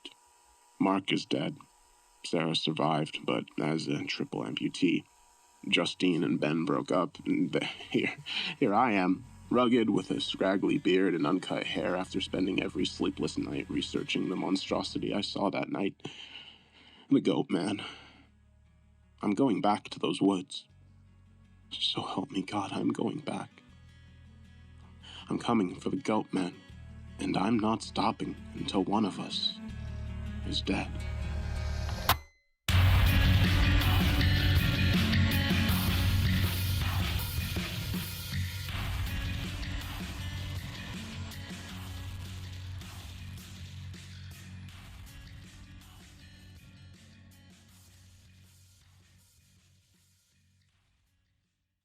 Out in the woods. What you're about to hear was posted on the 4chance Paranormal board on Halloween Day of 2013 by an unknown user by the name of Prozac101. Being a daily visitor, I was one of the first people to reply to their post, and I think it's best that I tell you now that I was pretty creeped out by what I'd read. Probably the most I'd been in a long time. It's kind of hard for me to explain the strange feelings I got, but there was something quite different about their story, due to the fact that I couldn't stop thinking about it for days after it had been first posted on the board. Here's the story. Hey, I just thought I'd share a couple of spooky stories from my childhood to get everyone all hyped for Halloween. When I was a child, it was just me and my mother. We lived in a property owned by my grandma, a 3-story old farmhouse right at the fringe of the woods. It was far off the road, down a long, unlit gravel driveway. It felt very isolated at night, being so distant from any other houses. set in an area that hadn't been inhabited for 30 years before we started living there. Quite often, I was a fairly rambunctious child. So, while my mom went off to work, I would occasionally skip the morning bus just to stay home all day alone. The big house had a habit of feeling incredibly lonely and sparse, so I spent most of my time playing in the forest expanse out back, some distance into the woods, far enough that I couldn't hear my mother when she called. There was a toppled pine tree which had crashed into another. An even larger trunk on its way down was now frozen there, forming a long arc over the forest floor. I loved to climb up the jagged stump at the base of the fallen tree and then steady myself to a point just above the middle. I was never able to make it all the way to the top because it just got too steep for me to continue any further, and I had a pretty bad habit of freaking out from how high I was. One day, I was sitting in my usual spot in the fallen tree, which was a good distance from the ground, just listening to the birds singing and simultaneously feeling the warmth of the sun on my neck, when I heard something strange from underneath that paralyzed me in shock. "Hey, kid." I was gripped by a sudden strong surge of fear for a moment. The voice had come from directly underneath me. I strained to look down, but couldn't see anything over the ledge. For a long time, I just sat there in absolute silence, and I was at the point where I was almost soon to convince myself that I had imagined hearing a man's voice at all. "I know you can hear me." His voice was much louder this time, as I yelled something out and scrambled up the log a bit higher, trembling nervously. I dug my fingernails into the bark and held tight for dear life. I sat there, trying to collect my nerves for God knows how long. Although I couldn't see it, the presence of the thing underneath me was still clear. The birdsong was much softer, more cautious this time. And when I listened closely, I swear I could hear the faint echo of a human breathing. Gathering all of my courage, I vowed to prove to myself that it was all in my imagination by leaning over the edge as far as I possibly could without slipping right off. Digging hard into the bark behind me, I stretched out along my arms and peered over, getting a full view of the empty forest floor and undergrowth, when suddenly, "Come down here or I'll come up and grab you." It was as if it was being screamed right in my face. I released my grip on the tree in fright and plunged off the platform. I was saved only by grabbing a nearby branch, and for one awful second, my bare legs dangled in the cold air. When I pulled myself up, I ran at full speed to the top of the collapsed pine, to the point that I'd never reached before. I sat there, just below the rustling canopy, pissing myself and staring at the distant base where the splintered wood rose, fully expecting at any moment to see someone crawling rapidly up the pine towards me. Instead, all I heard was the wind whistling in the leaves above and below me, and occasional snippets of birdsong.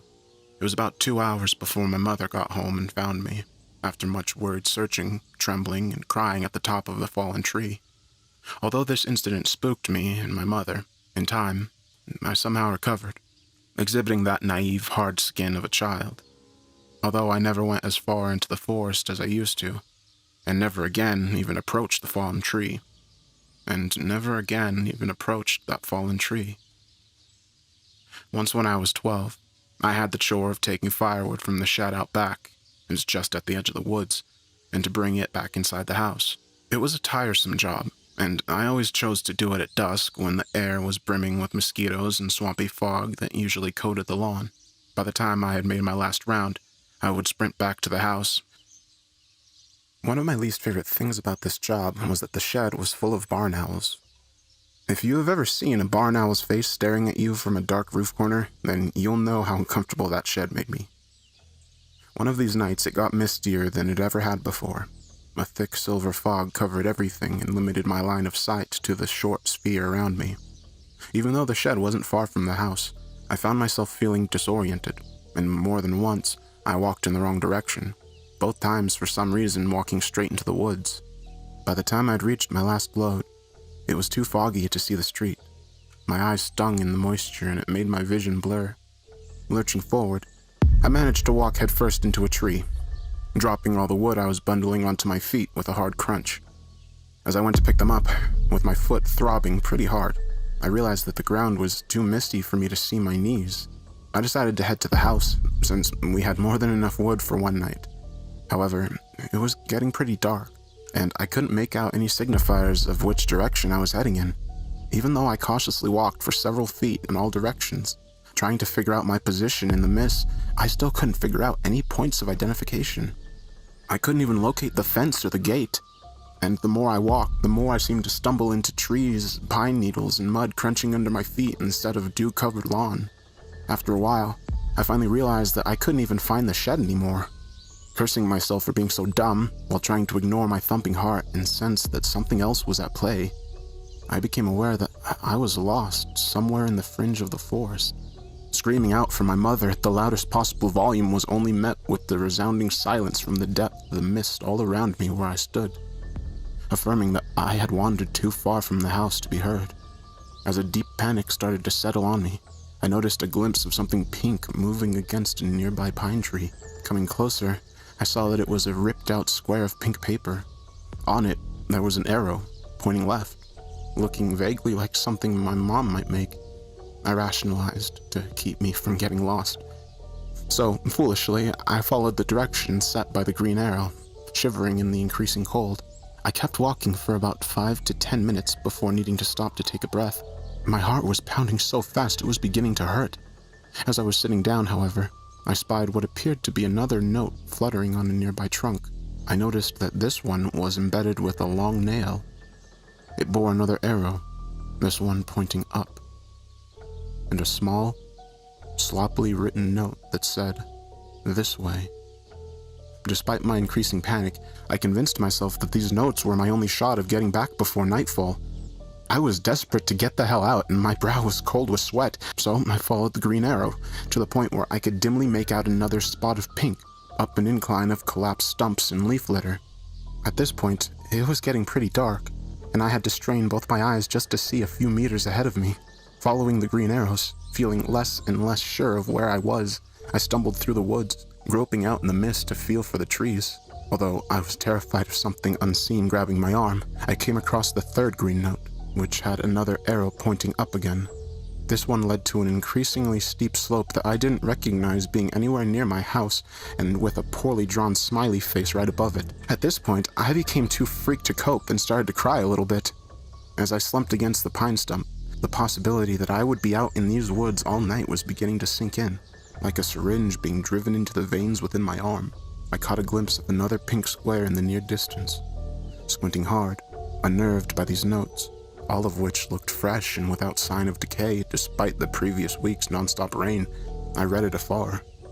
What I read made my blood turn cold. I stood to my knees, dead silently, wobbling on them in fear.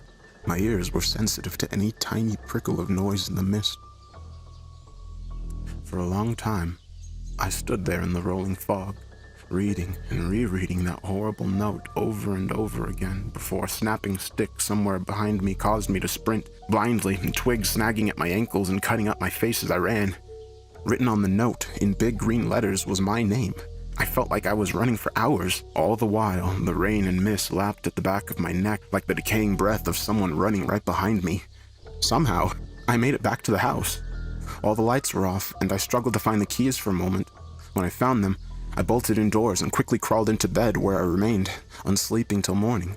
Mom just thought I'd come inside and gone to bed, and hadn't thought to leave the lights on. It was a miracle, or some freakish coincidence, that I even found the house at all. The final incident at that damned house was witnessed only by my mother. Up until then, she'd never experienced any of the strange things as I had, although we mutually shared the peculiar, oppressive quality that the house's interior had on us, and its placement in this dreary, imposing woods. Although I was obviously never a popular kid, by living way out in the country in the opposite direction from everyone else at my school, I did make some friends in my first year of high school. One of these friends, Amanda was her name, invited me over one night, and I accepted. My mother drove me out to the place, which was about 3 miles away, then drove back home. The night went well. We watched a horror movie, suitably, devoured some pizza, and probably smoked a little pot. My mother went home alone, where she intended to get some writing done. She worked for a magazine at that point. It was about midnight when I received an off-putting text from Mom in all caps. "If this is a prank, I need to know immediately. Thinking it was some kind of joke, I texted back, "Calm yourself, is what a prank?" Almost immediately the response, "Are you at home?" Of course I responded no, though I was thoroughly weirded out. I didn't receive another text until around 3 a.m., when she told me to go to my grandma's in the morning and to not by any means dare go home. I remember those bleak torrents of rain the day I went to my grandmother's, and how terribly soaked I was when I finally got there. I'd had to fight the temptation to go home and drop off my bags, but Mom's disturbing messages from last night were enough of a warning not to do so. When I arrived, Mom and Grandma were having lunch. At first, my mother seemed to be in some sort of composed state, but when I got a better look at her, I noticed that all of the color had drained from her face, and she was slightly trembling. At one point, she even sent a small glass crashing to the floor after flinching at the cat brushing against her ankles. It wasn't until later that day, when my grandma was sound asleep, that she told me what happened. She went further as to forbid me from telling old Grandma, out of fear that I would horrify her superstitious soul too much. This is what happened the night I was at Amanda's. As she described in lurid detail, my mother was sitting on the first story in the living room, where she sat on the couch by the fire, curtains open to view the sunset on the canopy, going over her latest draft. At first it was so faint that she barely noticed it, but after a while, my mother became aware of, and vaguely irritated by, tiny thumping noises near her head, at the window. When she went over to investigate, she saw fat brown moths of a kind we often get at that place, buzzing madly into the glass. Reasoning that it was the cause of the sound, she returned to her work. However, feeling rattled in some way. It was when the noises started to get sharper and louder that she paid more attention and saw that rocks were being thrown at the window from the total blackness of the forest edge. She saw them appear from the shadows of the bush, and then fall in an arc and bounce off the window. Looking carefully, she could see small cracks from where some heavy ones had hit, right beside where her head had been moments before. Temporarily captivated, she tried to peer into the darkness enough to make out where the rocks were being thrown from. Then, with a startled shock, she jumped back from the window as she saw me standing half behind a tree right near the window, grinning wide and staring at her, my only visible eyes stretched wide open, showing all the white. She barely stifled a scream seeing her own daughter standing there, just staring and smiling. Not only did the figure not move or blink, it was standing by one of the nearest pines, far from where the rocks were shooting out of the bush. As they continued to do so in a loud downpour, my face unceasingly continued to press at her, smiling.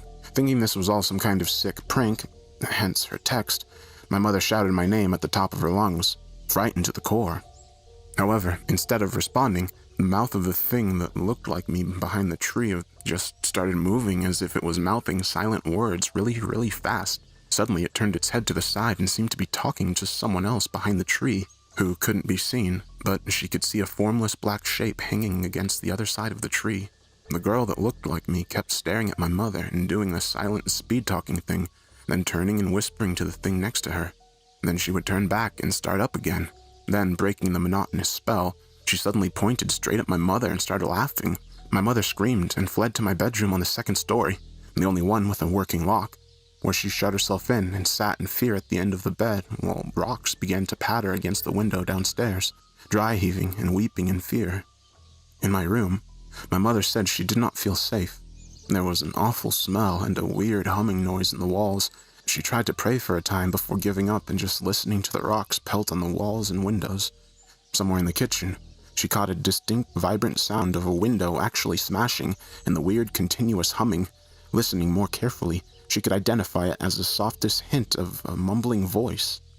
In absolute horror, she recognized the voice and then, virtually too afraid to look, she tilted her head up to the closet door where an awful white face could be seen staring right at her, mouth contorting and gaping in what sounded like highly sped-up whispering. The closet door was only a meter away from my mother. It started to open slowly. In an unimaginable explosion of terror, she immediately bolted to the door, only to fumble with the lock as bigger rocks came crashing through the window, which burst apart in a spray of glass shards before finally getting out and running out of the house, completely keeping her eyes off the woods, getting into her car and driving off. She said that as she glanced back, right at the end of the prolonged drive, she saw two unmistakable human forms standing at my broken bedroom window, watching her as her car got further and further away from our house. This would be their final farewell, as my mother never stepped foot in that house again. As my mother told me this story, she broke down into tears. I didn't doubt her, and I still don't, and fully believe that she experienced what she said she did. It was also quite clear that we were done living at that house once and for all. I only went back once, with my dad, who I see very rarely now. He came from another state to help us move. Mom had already found a place in town and moved in. My dad and I just loaded up his truck with all that was left in the house. It was a silent, sunny morning when we removed all the stuff and emptied the place. I wish I could say there was some closure, some final spooking to cap it all off, but there wasn't. It was just a relief to be out of there. There are, however, only 2 things left worth mentioning. When I checked the house for any sign of intruders, we found that several windows, including one in my bedroom and the kitchen, had been smashed and the rocks were lying on the floor. Dad went out to the trees for a bit to take a leak. When he came back, he asked how long we'd had the swing set for. Needless to say, we'd never had a swing set, so I was fairly unsettled to discover that the week since we'd been gone, someone had assembled a rope swing from the highest branches of the old pine over the ridge, against which was the fallen log I'd stopped climbing on many years ago. It was obviously new rope, and a nicely polished sanded down wooden seat at the base. Dad, wanting to keep my mind from recent events, he doubted the affair and thought my mom was mentally unstable. Said that a neighbor probably set it up, not realizing it was on our property. Of course, he knew as well as I did that we literally had no neighbors for at least a mile in any direction. There were no houses in that place, and never in my time living there did I ever see any other signs of human habitation. But I let it all go, and was pleased enough just to say good riddance to that horrible place as we drove off for good. For the most part, I've found it best to try to forget what happened at that place. Sometimes I just can't help but ponder it, though. It's been long enough now that I no longer feel scared talking about it, but for a long while, I couldn't. Seeing as it is Halloween, what better time to share? My grandma just recently sold the house to a new family, that being a young couple and their little son, shortly after we moved out, despite my mother's desperate insistence that it be left empty. Now she refuses to talk about what happened altogether. I'm less anxious about it, although sometimes I can't help but let my imagination get the best of me. All I can do is think of that old house, the fallen down tree, the new occupants, and that swing out back, gently spinning in the breeze as that little boy toddles obliviously towards it.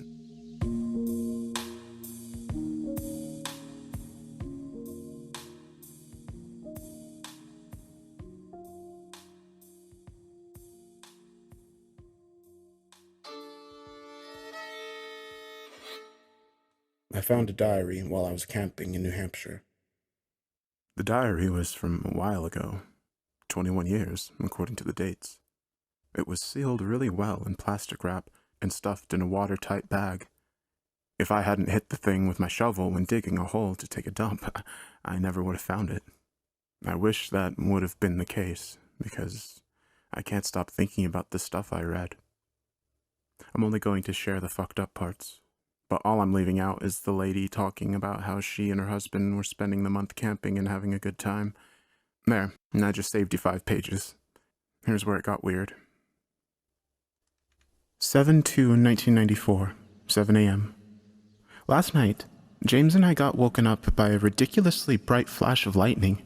There was no thunder either. James said it must have been heat lightning. He's probably right, because it was distinguishably hot and muggy all day. And once the sun went down, it got even more humid. We eventually got back to sleep, and this morning, the air seems a little less like a wet sponge. We're hoping to do 12 miles today. 8 p.m. I don't even want to write this down because it's so gross. But James asked that I do it anyway, so we'll remember to report what we saw once we get to a ranger station. Like I could forget something like this. Anyway, here. All day while we walked, we saw animals, deer, birds, raccoons, squirrels, chipmunks, and a black bear. That's pretty par for the course out here, but when we went off the trail for a little bit, about 100 feet off the path, we saw, well, many things. Strewn across a wide area that I estimated to be a couple 1,000 feet were miscarried animals. They were all at different stages of development. It was horrible. 7/3/1994, 2:45 a.m. I'm not able to sleep after the events of yesterday. James, of course, is snoring like a buzzsaw despite the big flashlight lighting the tent up. What the hell could have caused something like that to happen? I've heard about animals going to find a safe place to die when they're sick or old, but I'll be damned if something like what we saw is in any way normal. The heat lightning just happened again. This time there were 3 flashes clustered together within a couple seconds. No thunder. Fuck, that's creepy. James is mad that I just kicked him to wake him up and tell him about it. Sorry, hun. 7:30 a.m. I got to sleep about an hour after the lightning. Thank God we brought some good coffee to brew over the fire. We're gonna do 10 miles today, although it might be less because the map says we're getting into a pretty hilly area. Good for the glutes. 7/3/1994, 9:15 p.m. Pretty good walk today. We're both going to be sore tomorrow, though. The map does a decent enough job telling us where the hills are going to be, but it's shitty at indicating how steep they are. On the bright side, and I never thought I'd be at a point in my life where this sentence would make sense, we didn't see any more fields full of animal fetuses. 6:10 p.m. My dickhead husband smuggled some fireworks in his pack and decided to wake me up by setting them off right outside our tent while screaming, "Happy 4th of July!" Of course, he was naked as he did all this and was presenting himself to me through the tent flap while holding a sparkler in each hand. I've come to the conclusion that I love his sense of humor between 8 a.m. and midnight, and anything from 12:01 a.m. to 7:59 a.m. makes me want to choke him. Waking up to explosions and his dick and balls is not quite how I envisioned our morning together. Take away the explosions part, though, I'm pretty okay with it. It looks like it's going to rain today. The clouds are low in the sky, and it's pretty breezy. Gusty, too. The rain gear we brought before we started our hike kept us dry during the storm last week, though, so I'm not too bummed about it. 6:30 p.m. No rain while we walked. James shot a rabbit an hour ago, and he's about to skin it and get ready for the fire. He's making me learn how to do it, too. It's pretty much the last thing I want to do, but there's no reason why he should have to be stuck with the job every time we want to eat some cute forest critter. Ugh, here we go. 7:30 p.m. I had just finished throwing up. As soon as James started working on the rabbit, we saw how sick it must have been while it was alive. Again, I'm only going into detail so we can report it to the ranger station, but for fuck's sake, James. If I have to learn how to skin a rabbit, you can learn how to write clear, descriptive sentences. That's a fight for another day. Under its fur, the rabbit was absolutely covered in what looked like big, whitehead zits. They were under a lot of pressure, too, because when James poked the tip of one with the knife, it burst and flung grayish-white pus like 10 feet and onto the tip of my shoe. Cue me throwing up for a half hour while he apologized and tried not to laugh. We still have a good amount of beef jerky and stuff in the food pack, so it's not like we're going to go hungry, but it would have been nice to have something a little different. The rain finally started, and we're stuck in the tent. And here's the lightning again. It's flashing over and over and over. Sometimes it's a few quick bursts, others it's a single one that lasts upwards of 4 or 5 seconds. It's those long ones that scare the shit out of me. I've never seen lightning like that before. James kept telling me that it's unusual but not unheard of, especially at this time of year. It appears to be tapering off a little now. I'm pretty glad it coincided with rain this time. I guess it really is just plain lightning. James a pretty reassuring guy. Early bedtime. 7:05, 10 a.m. I'm freaking out because James is trying hard not to freak out. We've been up since 6, and when we opened the tent, the ground outside was covered in dead birds, and dead bats, dead bugs, and I mean covered. I guess we didn't hear them hitting the ground because of the rain that started up again while we slept, but we still have no explanation to why they're all fucking dead. That's not the worst part, though. They're all covered in those zit things like the rabbit. We're deciding to cut the trip short and just get the fuck out of here. The map says there's a ranger station about 40 miles to our west, and James says we can get there by tomorrow afternoon, if we really move. Both of us are at the point where really moving sounds like a great plan. 7/6, 12:30 a.m. We walked fast and walked far. The whole way, we saw dead animals. They weren't as tightly clustered together as they were around our tent, but we still saw a lot. I remembered walking under a tree where the ground was littered with dead wasps, and when I looked up, there was a huge nest with nothing flying around it. The forest is almost silent, too. No birds, only insects, and even their sounds are few and far between. I never realized how omnipresent their din was until it was nearly gone. Fuck. Just a minute ago, the first live deer we'd seen all day walked into the lit area around our tent. It stared at us for a while on the outskirts of where the light fell, and when it turned around, I saw a dead fawn hanging halfway out of her body. As the deer rotted away, the fawn slid out and hit the ground with a wet thump, still connected to its mother by a tangle of afterbirth that stretched until it too slid out a few feet later. Fuck everything. Good luck trying to sleep tonight, Mel. Okay, something just happened while we were sleeping, and I'm freaking the fuck out and can barely breathe. I don't know what to do other than write it down to make it make sense. The lightning came, and it stayed. The whole forest was lit up. James and I tried to convince each other that it was just the weather, but it stayed lit for a whole minute, then 2. I begged James not to go outside, but he unzipped the tent and went out.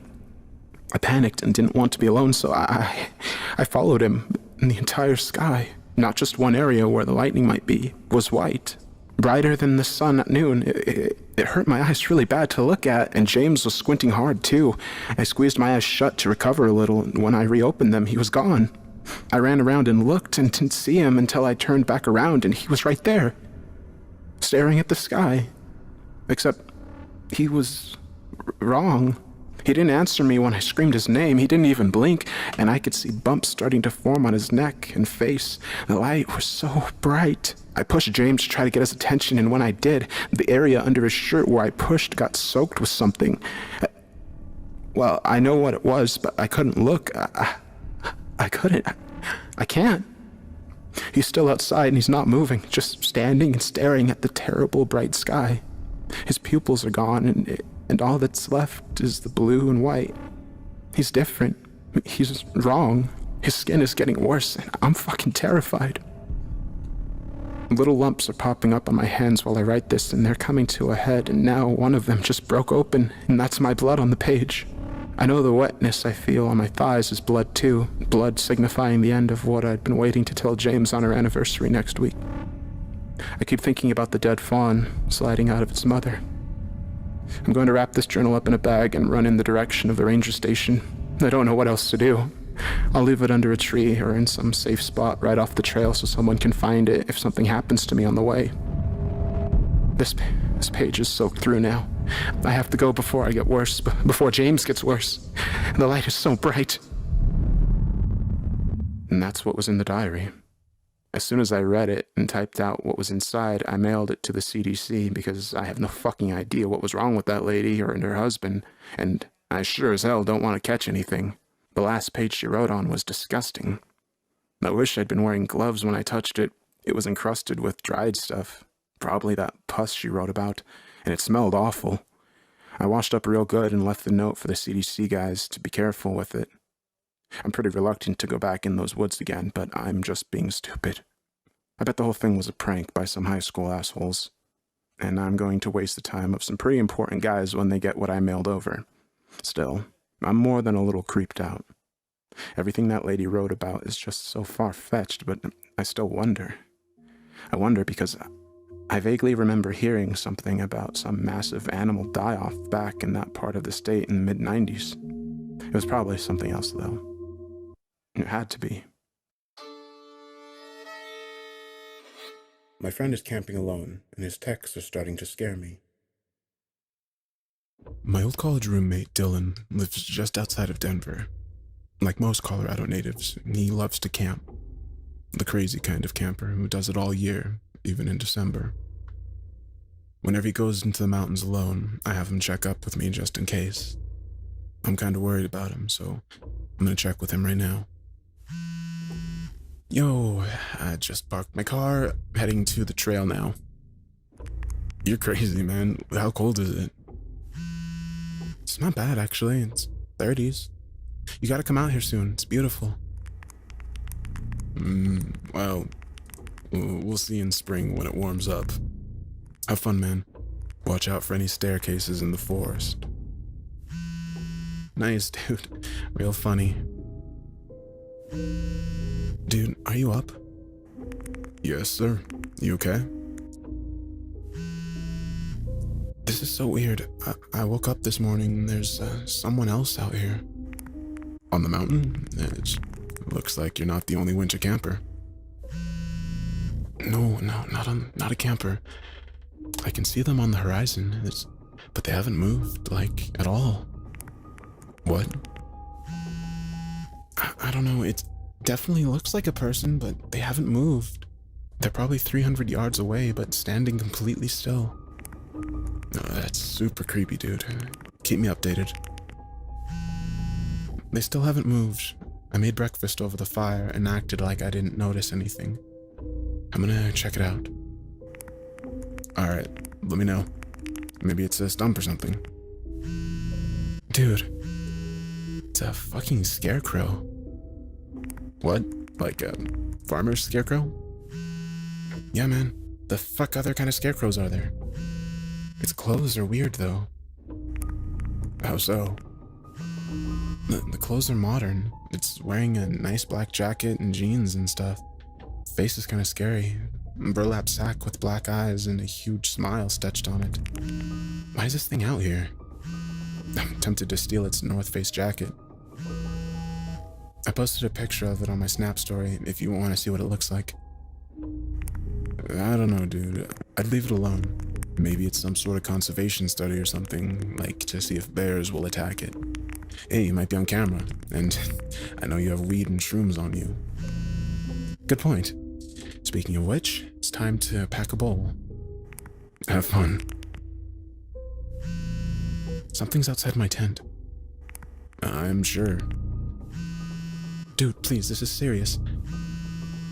I can see their shadow. Call the police, Dylan. No, I don't want to make any noise. They probably think I'm asleep. I have my knife. I'm texting inside my sleeping bag so they can't see my phone light. I thought I heard a noise and I woke up. I guess I didn't zip up the tent all the way, and I assumed it was the wind, but then I saw the silhouette. What the fuck, man? Should I call the police for you? Where are you? Longitude and latitude, now.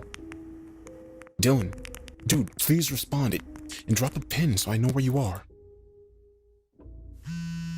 I'm alright. Thanks for finally responding. I just about had a heart attack. I barely slept. I was gonna call the police or the park ranger or something, but I don't know where you are. There's something weird though. The scarecrow is right outside my tent. Someone put it there last night while I was asleep. That's the shadow I saw. I don't like this at all. Go home, man. Seriously, that's messed up, even if it is a joke. I'm about 4 miles from my car. I'll text you when I get back. Also, I forgot to mention something. What? My hat was on top of the scarecrow this morning. Someone must have gotten to my tent last night while I was asleep and put my hat on its head. Text me as soon as possible.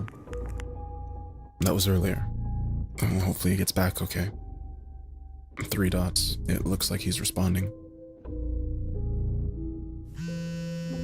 Oh shit. Someone slashed my tires. And there's another scarecrow by my car.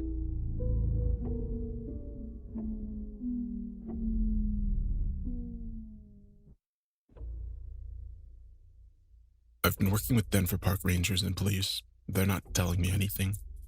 They said that they have the situation under control. I'm not convinced. Here's my last conversation with Dylan. Please tell me you're calling the police. Hang on, I'm gonna see how bad of a shape my car's in. And yes, I'm calling them. Alright, let me know as soon as possible. What's going on? I'll text later. Not safe. Dylan, please let me know what's going on. Alright, I have a second to catch you up. I can call you, but I have to keep my voice low. This is messed up, dude. I don't know what to do. I don't want to be here. Also, my iPhone's dying, and I'm going to have to switch over to a shitty flip phone I use for work. What the fuck, dude? What do you mean by not safe? So I went to try to start my car to get a quick charge on my phone and see how bad the tires were. The engine wouldn't even turn over. The scarecrow was standing right in front of my car, like a foot away. It smelled so bad, dude, like rotting meat. I called the police and told them about the car and that I was stuck. They transferred me to the ranger station to explain where I was for assistance. That's when it got weird. What do you mean? The ranger seemed pretty lax about it at first, like, where are you? Stay calm. We'll send help. Just stay where you are, etc. Monotone voice like he's used to it, but then I mentioned the scarecrow, and the ranger was different. Different? He became really serious and panicked. Here's how it went. Did you say scarecrow? Yes, sir. I need you to be very clear and very honest, son. What exactly did it look like? And you said there's one by your car now. Yeah, it smells terrible. What is this one wearing? Nothing, just burlap and cloth. This one's face is frowning, but wait. It looks like there's something on its chest, like there's a piece of paper pinned to it. Anything else? Yeah, something's written on the paper. Son, I need you to listen to me very clearly. Okay. I have some bad news. I'm in my truck now, and I was headed your way. The bridge leading to trail is partially collapsed and impassable. We're not sure how it happened, but we have emergency crews working on it right now.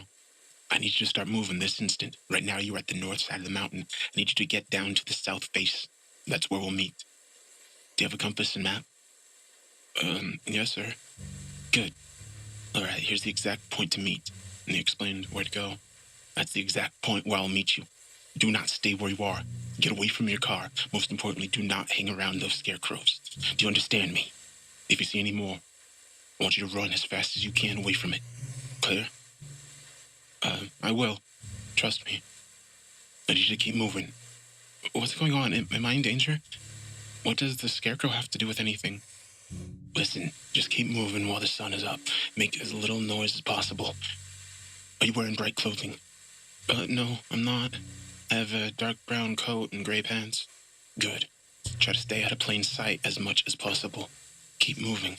Move quickly. And call me if you see or hear anything unnatural. Unnatural?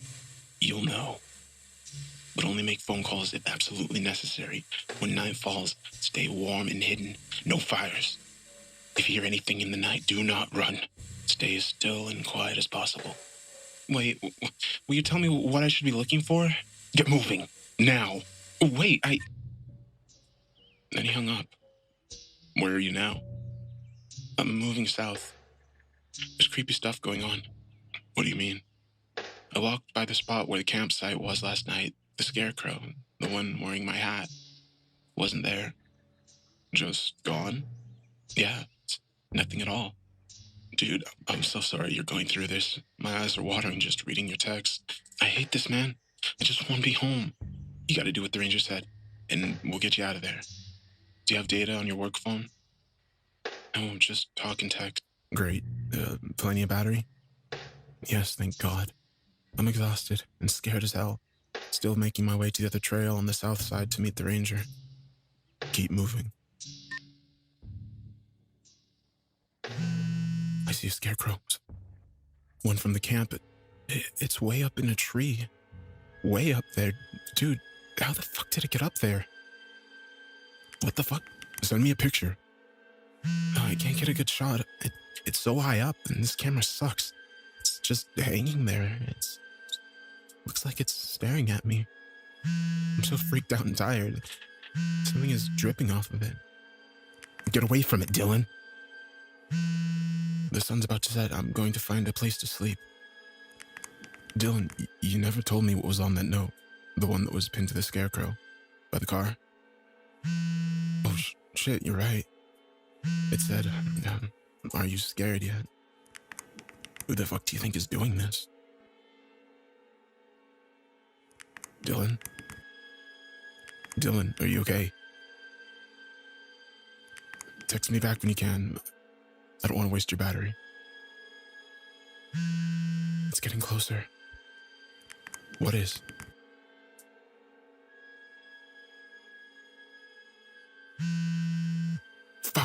right next to me. Oh God, I need help. What is this thing? Is this thing even human? It can't be. It stopped. I'm behind a tree. I don't know if it knows where I am. Oh fuck. Oh fuck, that smell, it's so bad. I'm gonna make a run for it. It's too close. Please tell me you're okay. What is it? Dylan, I'm going to call the police. Oh shit, dude, what happened? Dylan? Hello? Dylan, are you okay? What happened? Hello? Hello? Hello? Hello?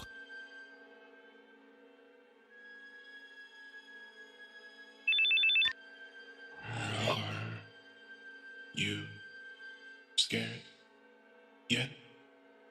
What the fuck? Where the fuck are you? Are you okay? Dylan? That's the last I've heard from him. I'm working with the authorities now, and they're trying to track Dylan's phones. Update. I just heard back from the police. All they found was another scarecrow. It was sitting in the driver's seat of Dylan's car. It was wearing a dark brown coat, gray pants. The scarecrow was filled with meat. They're not sure what kind, though. The police are having me fly out to Denver now.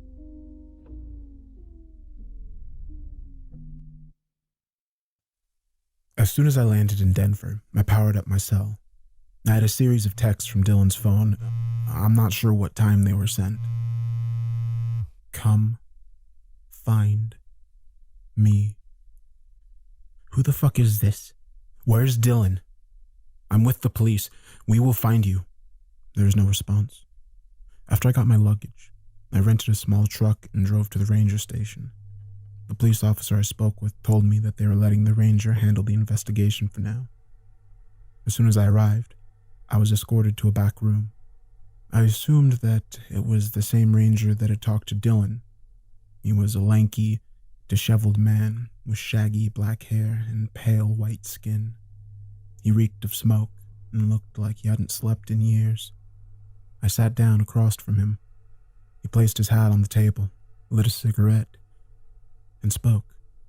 I called you down here because, at first, we needed your phone as part of the investigation, but I'm afraid that's no longer necessary. His raspy voice was tattered and broken. His clothes shared the same features. What happened? I'm sorry, but I can't discuss any details at the moment. You need to leave this to the professionals. We'll do everything we can to find your friend. That's bullshit. I'm so sorry, but we cannot have civilians interfering. We need you to stay safe and out of the way. I got text messages on my phone right after I landed. Something happened to him. I know this is hard. We're searching all the possibilities, but we do not believe there's been any foul play. Teenagers in the area have been known to play pranks on lone campers. You're more than welcome to help us with reports. I know how hard it is to lose a friend. And these teenagers slash tires, steal phones, and send violent threats too? Fucking do something! You even told Dylan he was in danger. I promise. We were working night and day. I think the best thing for you to do is to stay off the trails and be there for his family and... I couldn't even let him finish the sentence. I was too upset. I stormed out, and he didn't even attempt to stop me. I know that it was bullshit, but what was he trying to keep me from? I had the text evidence that Dylan was being followed by someone or something. I'm gonna figure this out. I went to the only place I was familiar with in the area, Dylan's apartment. I still remember his door code from the last time that I visited. The apartment was eerily quiet. I was overcome with feelings of fear and sadness. As soon as I saw a picture of Dylan in the kitchen, I couldn't help it. I had to cry. After a few moments, I collected myself, opened the fridge, and pulled out a beer. I needed to sit and think. As I got up and threw the empty beer away, I saw something in Dylan's kitchen. His Colorado map. I'd forgotten all about it. Dylan used this large, topographical map to keep track of all the places he trekked. The map was riddled with black thumbtacks and a few white ones. Dylan's method was simple. Black thumbtacks for areas that had already been explored, and white ones for upcoming adventures. I wrote the coordinates of the white markers. I searched through Dylan's apartment and collected the remaining camping gear. I grabbed the wooden baseball bat from his closet as well. I knew where to go. I loaded the truck, tossing the supplies in the truck bed. I headed to the mountain. It was a long drive. I eventually passed the old bridge on the way. I didn't notice any sign of a recent construction. 10 minutes later, I pulled up next to Dylan's car. It was eerie to see the yellow police tape wrapped tightly around the body of his white sedan. It made the situation all too real. As soon as I parked the pickup, I dropped a pin on my phone. After what seemed like an eternity of hiking, I reached the point on the map where Dylan had marked, and I got to work setting up camp. I was running out of daylight. I constructed my tent and placed a sleeping bag inside as soon as night fell. I lit a large fire and quickly snuck away from camp. I took cover in the trees about 100 yards away. I posted up beneath a large tree, cracked open an energy drink, kept my eyes glued on the tent. 11:13 p.m. Nothing. Thought I heard a few footsteps rustling in the leaves, but I chalked it up to wildlife. 12:02 a.m. It was quieter. Still nothing. 1:10 a.m. Oh, shit! Okay. This almost had a heart attack. 3 deer just walked by me. Started to nod off. I think they woke me up.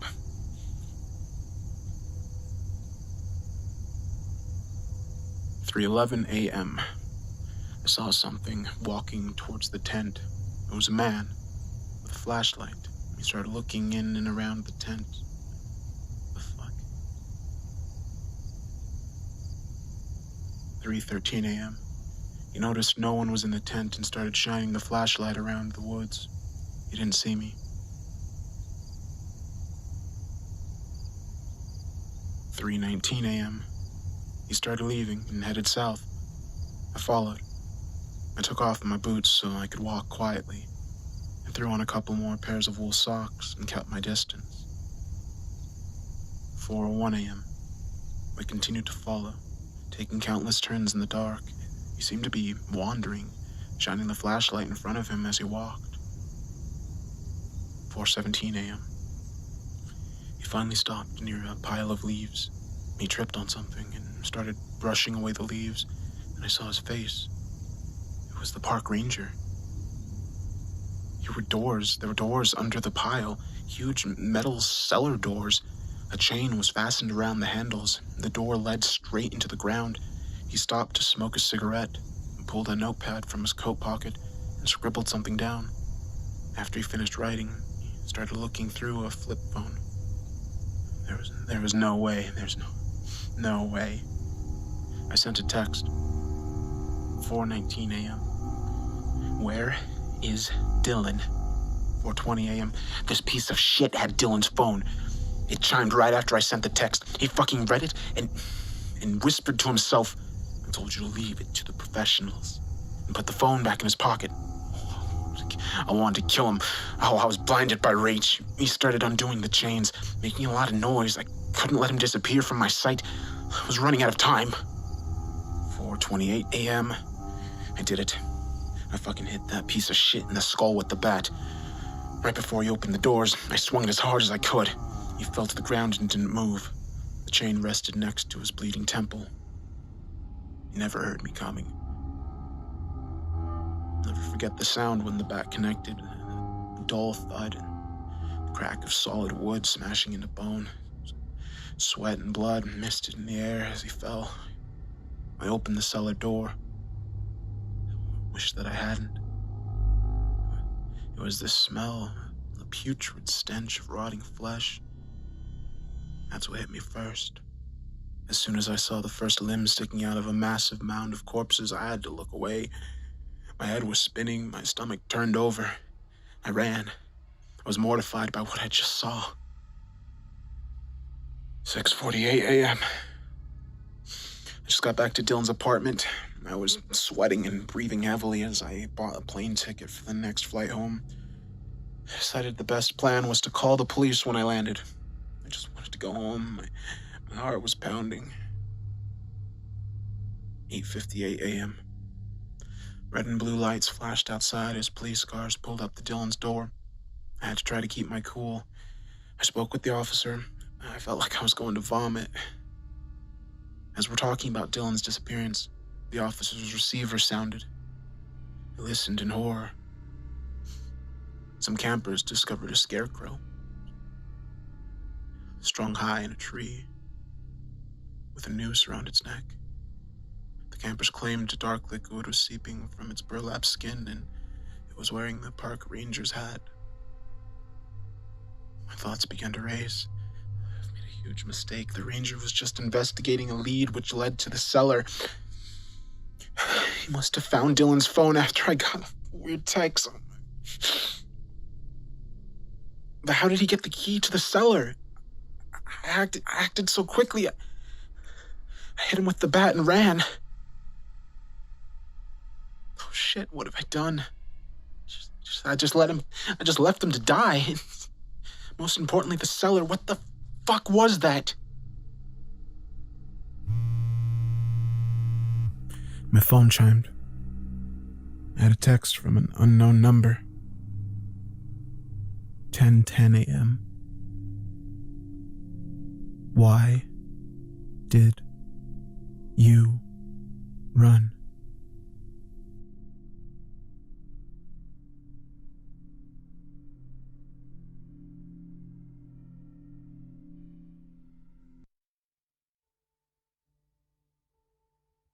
My head is spinning.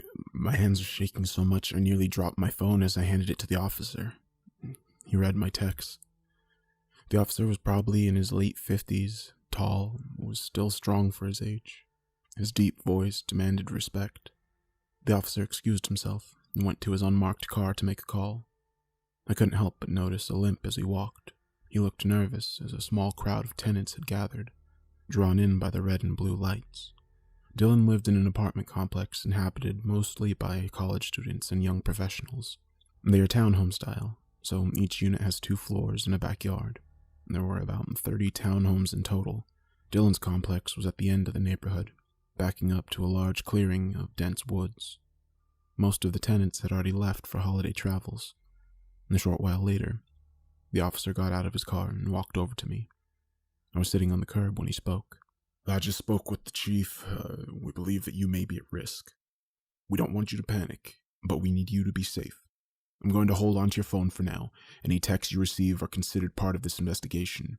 You're not from Colorado, correct? No, sir. I need you to get in the car with me. You're not under arrest, but we need to get some statements from you down at the station. My heart began to race as I replayed the memory of hitting the ranger. I need to tell you something.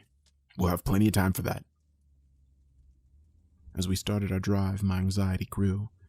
After about 20 minutes, I couldn't help but speak. I'm sorry, but last night I went out to look for Dylan. Just stop talking. I was trying to keep this operation smooth, and you just decided to fuck it all up. I noticed we were driving further away from the city. Your friend told you too much. What? I told you to be quiet, but you were too curious. Decided to do some of your own investigating, didn't you? Jimmy, the ranger, told me what he could before he died. I could barely make out what he was telling me.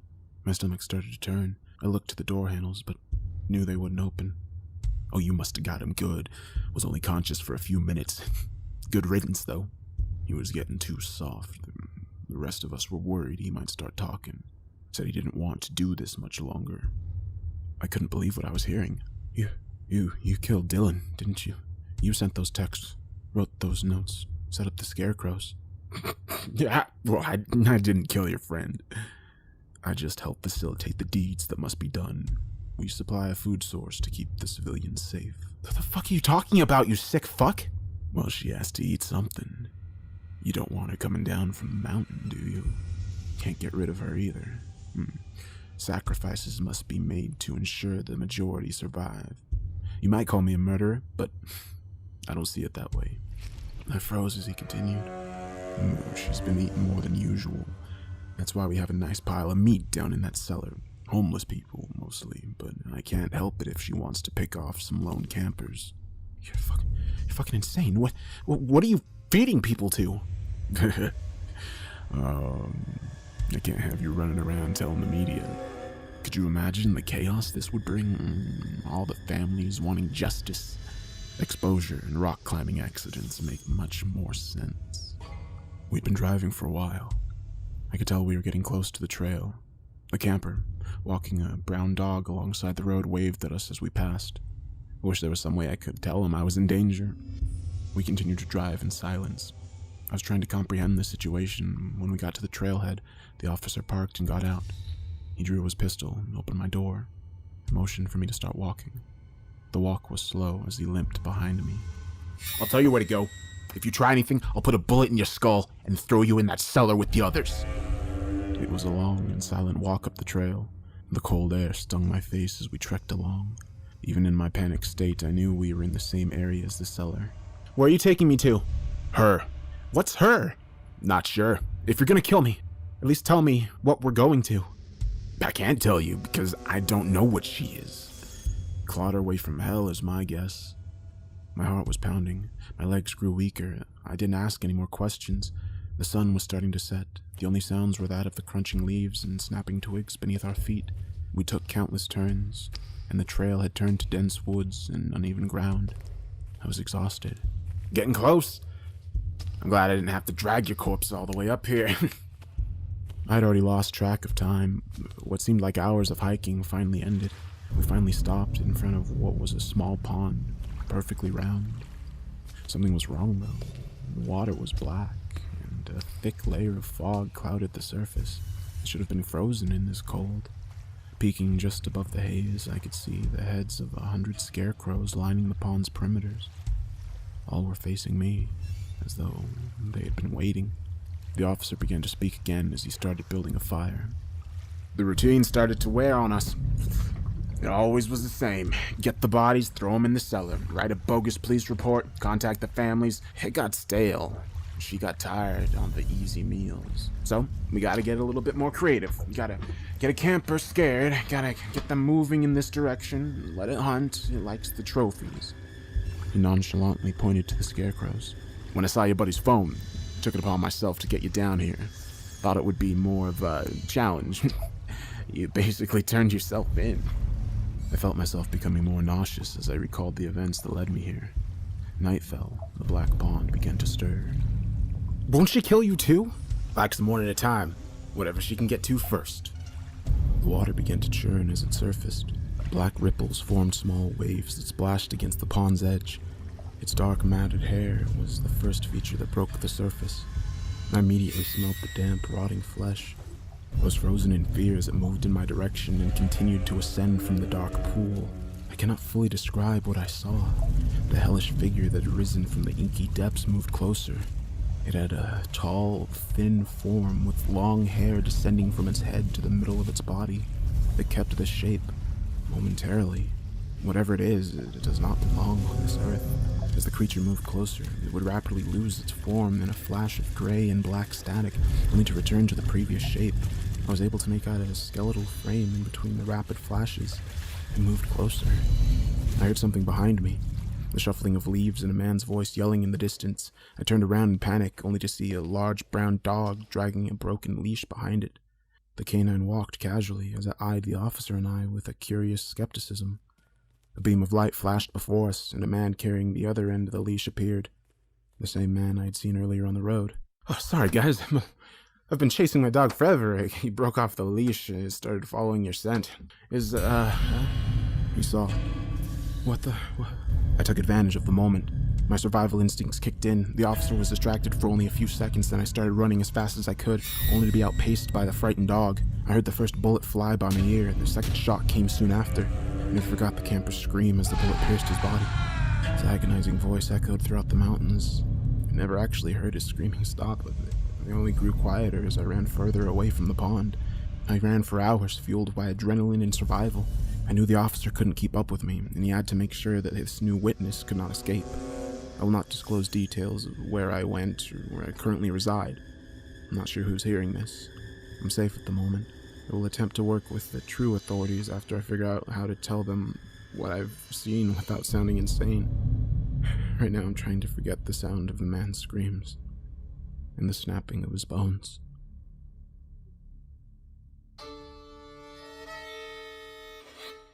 Fleshgait.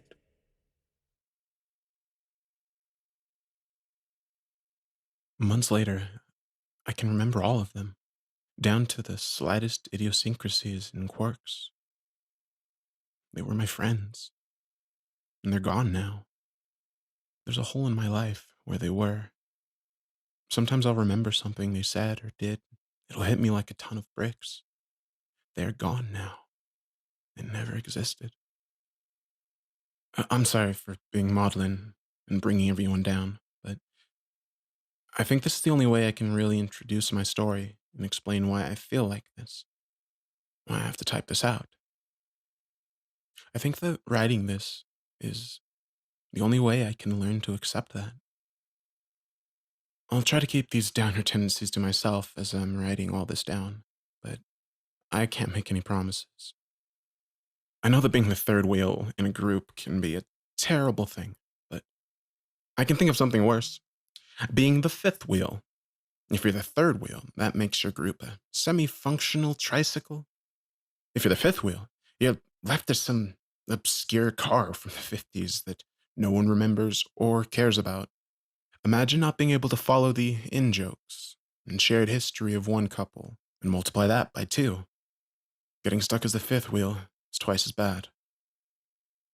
And that was the frame of mind I had as we all piled into Ian's car to go to Gila National Forest for our hike. I know that's a weird opening to give to after my depressing opening. I want you all to have an idea of my mindset. I'm not quite sure I know how to describe all this, but I do know I need to tell someone. I need someone else to know what happened, help me come to terms with it. I think the only way I'll be able to explain this would be to help you see from my perspective as much as possible. So there we were, driving down to Gila for a hike, with me feeling like the fifth wheel wedged between 2 of Ian's friends who I didn't know. 3 of us cramped in the back seat while Ian and his girlfriend were up front. I look back at the unnecessary bit of moping back in August 2016 as one of the few last moments of normalcy I would have in my life. I tried to make the best of the situation. I really did, but Ian was always the more social of us. My mom would tell us that Ian could make anyone his friend, and that once I had a friend, then I kept them. It was one of those parental platitudes that was given to reassure a socially awkward child that there was nothing wrong. Unfortunately, it would take me almost 19 years to learn that it wasn't true. Instead of taking my therapist's diagnosis of social anxiety disorder following a breakdown after an office get-together as a means of seeking treatment, I used it as an excuse to cloister myself off from the rest of the world. I stayed in my apartment when I wasn't working and told myself that I was just doing what was best for me. Of course, Ian decided that wasn't healthy and convinced me to go on a weekend-long hike with him. It wasn't until I showed up at his house at 6 in the morning on Friday, after taking the day off of work, that I saw that he had invited others along. I think he saw it as a means of getting me help, of breaking me out of my shell. Unfortunately, though, with Ian's extroverted nature, he didn't realize that I like being in my shell. It's comfortable.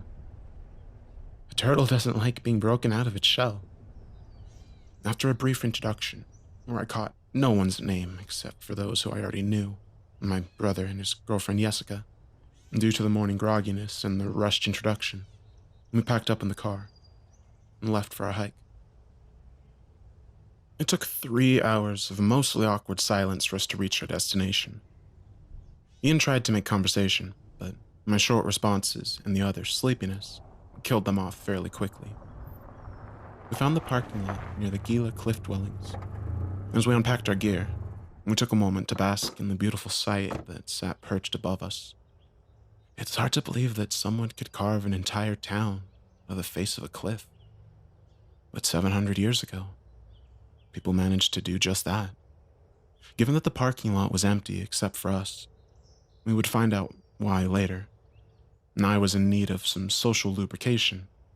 We split a 6-pack of beer and took in the majesty. As we finished our beers, got everything prepared, and used the restrooms, Ian explained what path we would be taking in detail. What we didn't know, and what my brother had failed to tell us, was that the West Fork Trail had been closed all summer due to the flooding. And to be honest, the path wasn't that dangerous.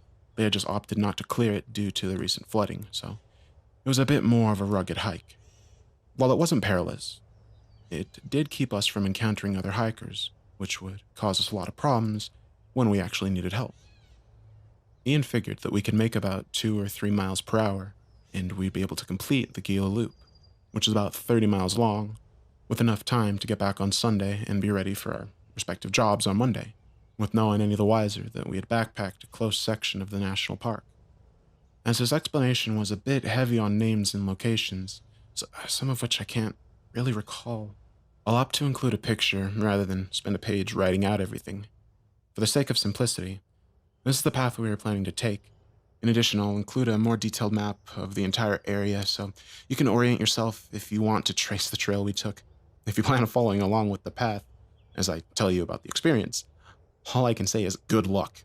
Even as I stare at it now, I feel just as lost now as I was then. I was just going along with the group and trying to keep a positive mind about everything. I wanted to try to do a better job of getting to know Ian and Jessica's friends. I think my circumstances had finally begun to set in. I'd been living in a quiet apartment in New Mexico for over a year. I had no friends. I would go to work, go home without doing anything else. Sometimes I would spend an entire weekend without saying a single word to anyone or seeing another person. I know that if I didn't change something quick, that solitude would become the norm. That frightened me. Our first day was relatively quiet. We spent a majority of the time taking in the sights, soaking in the sun, and breathing in the fresh air. The hike felt like we were constantly moving upward. As I was unaccustomed to hiking, I frequently fell behind, but never completely lost sight of my brother's friends. While we took a break under the shade of a tree whose bark looked like the dried scales of some long-dead alligator, I tried to make small talk with everyone. I fell into a quick conversation with Ian and Jessica about their work and what they'd been up to lately. When it came time to talk to the other two, I only managed to get the conversation going for a few sentences before it shriveled up and died. I remembered assuring myself that it would be easier when we stopped for the night. We rested for a while before continuing our ascent up the mesa.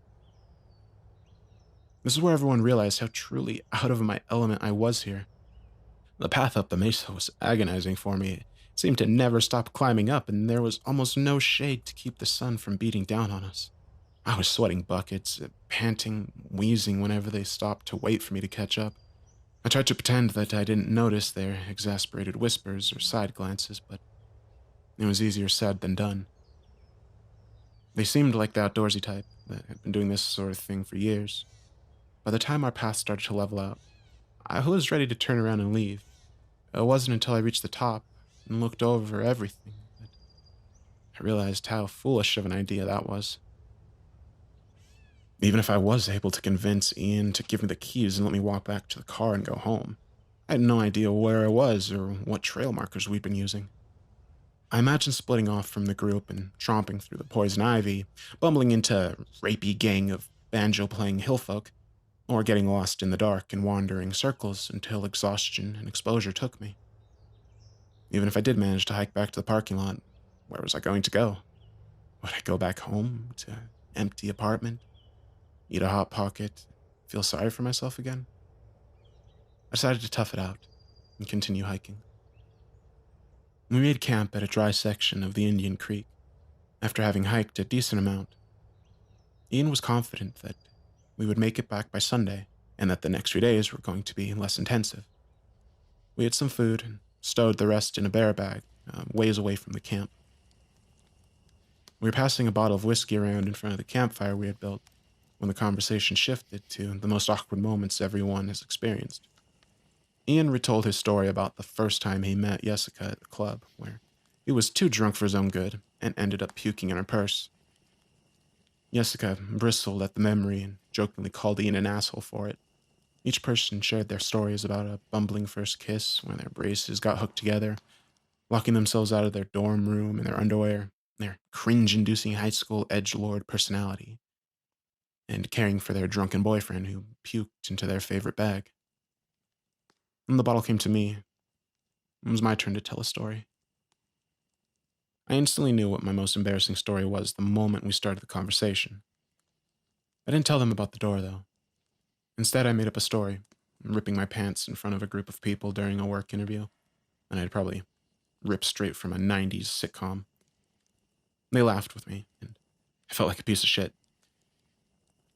They had bothered to reveal their most embarrassing moments and were commiserating in their shared experiences. And here I was, too afraid to tell the truth, to tell them about the door. The conversation continued a bit afterwards as we killed the bottle. When it was dead, we all went to bed, still pretty drunk after dousing the campfire.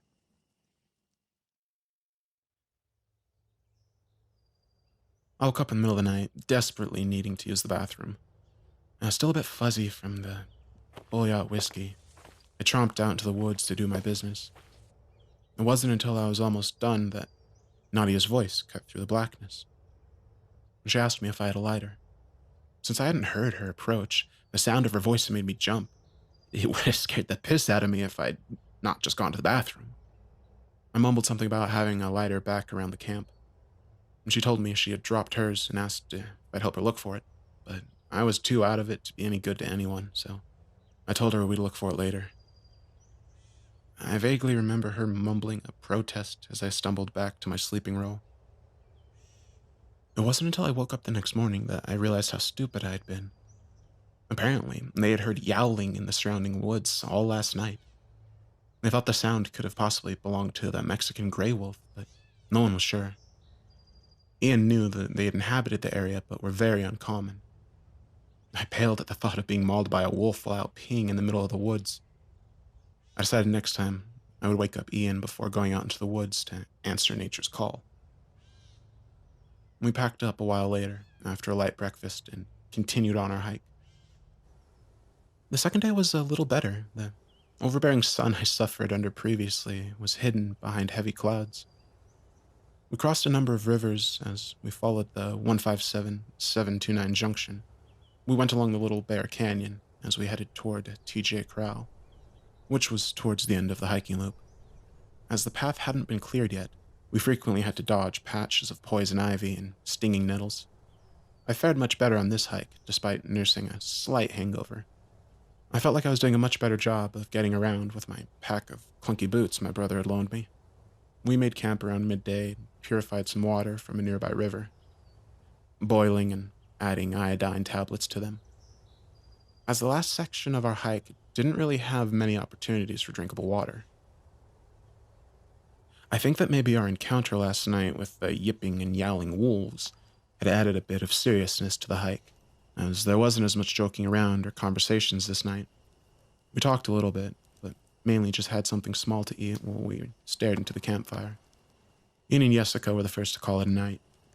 I stayed up with the others for a bit, but we were mostly silent. The other two slowly went off a bit later, and I decided to enjoy the warmth a bit longer before getting ready for bed. Just as I'd finished dousing the fire, I remember Gary coming up to me and asking me for the map. He told me he wanted to plan the rest of our trip, and that there was a spring nearby that we should really visit, and it wasn't too far out of the way. I grabbed the map from Ian's pack and gave it to him before turning in. I woke up the next morning to the sound of Ian rustling around his bag. He sounded angrier the longer he searched. He knocked mess kits into each other as he peered deep into the bag for something he was missing. Frustrated that he wasn't finding the item he was looking for, he turned the bag upside down and dumped out everything. He was practically ready to tear out his own hair, and it seemed like he had spent an entire morning looking for that one thing. Wanting to know what was up, I asked him. We started talking. He asked me, "Hey man, have you seen the map anywhere? I can't seem to find it." "Oh, well, where's Gary?" And I gave him the map last night so he could map out a little detour on the trip so he could visit a spring. Why don't you ask him? He probably knows," I answered. It was then that Ian said something that changed everything. "Gary? Who are you talking about? Do you mean Oliver? Don't tell me you thought his name was..." I explained. "No, I'm talking about Gary, the tall guy, kinda lanky." "You're joking, right?" He looked confused for a few seconds and made a questioning sound like a really old computer trying to process something moments before it catches on fire. The pieces clicked, and Ian shouted, "Who the fuck is Gary?" getting the attention of everyone in the area. He was... Some fucking guy asked you for our map in the middle of the night and you just fucking give it to him? You handed our stuff to some random stranger you met in the woods?" I tried to explain myself and tell him that I knew Gary and that he did too, since I remember hiking with him the day before. But I couldn't find the words to convey that point. It was here that Jessica stepped in and asked what was going on, and he invented vitriol. "How fucking stupid are you, Evan? Some random guy named Gary comes up to you in the middle of the night asking for our shit and you just give it to him. Jesus Christ! We needed that map to get around smoothly since the trails out here have not been cleared." Ian shouted for about 15 minutes while everyone became aware of our situation. Jessica managed to calm him down enough so that we could figure out our next move. Well, we weren't completely screwed, as Ian had memorized a large portion of the trail markers. It was going to be a lot harder to navigate the necessary junctions to bring us back around to our car. We packed all of our stuff, making sure that the guy hadn't taken anything else, and we left. The entire hike, I could feel Ian's eyes drilling into me. The last time I'd seen him this furious was just before we got into a fight with Aaron Fredlinger and beat him to a pulp. He got suspended for a week, and Aaron got a black eye, busted a lip. Never said anything about our mother again. Each time we came across a break in the path, we spent a few minutes while Ian tried to remember where to go. The fact that the trails had been closed and the paths were overgrown only served to make everything more difficult. I think that's how we made a wrong turn and began wandering to the faint trail. I don't actually know if that's where it went wrong since we didn't have the map at the time, but that's my best guess. Further away from home. Safety. Toward midday, tension had reached a critical point.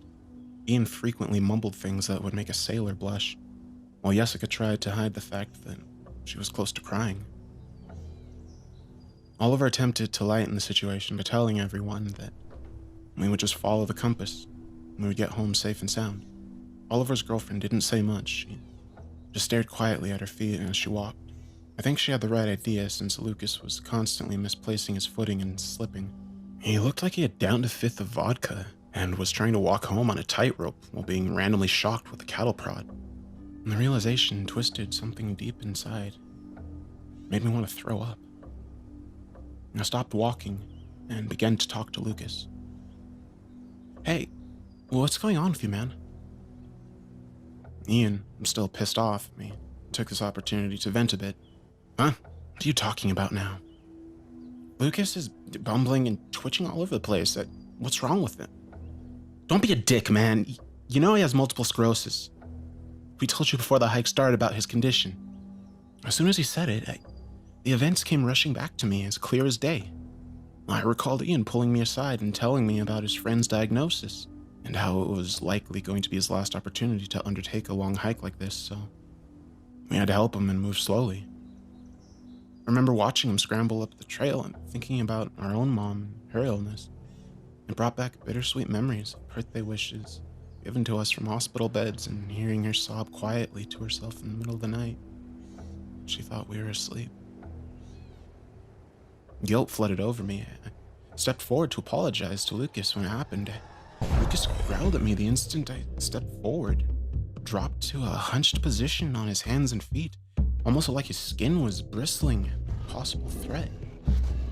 I could see his broken, decaying teeth as he hissed at all of us before taking off at a hopping stride into the woods. He moved like one of those CGI monstrosities from the last Planet of the Apes.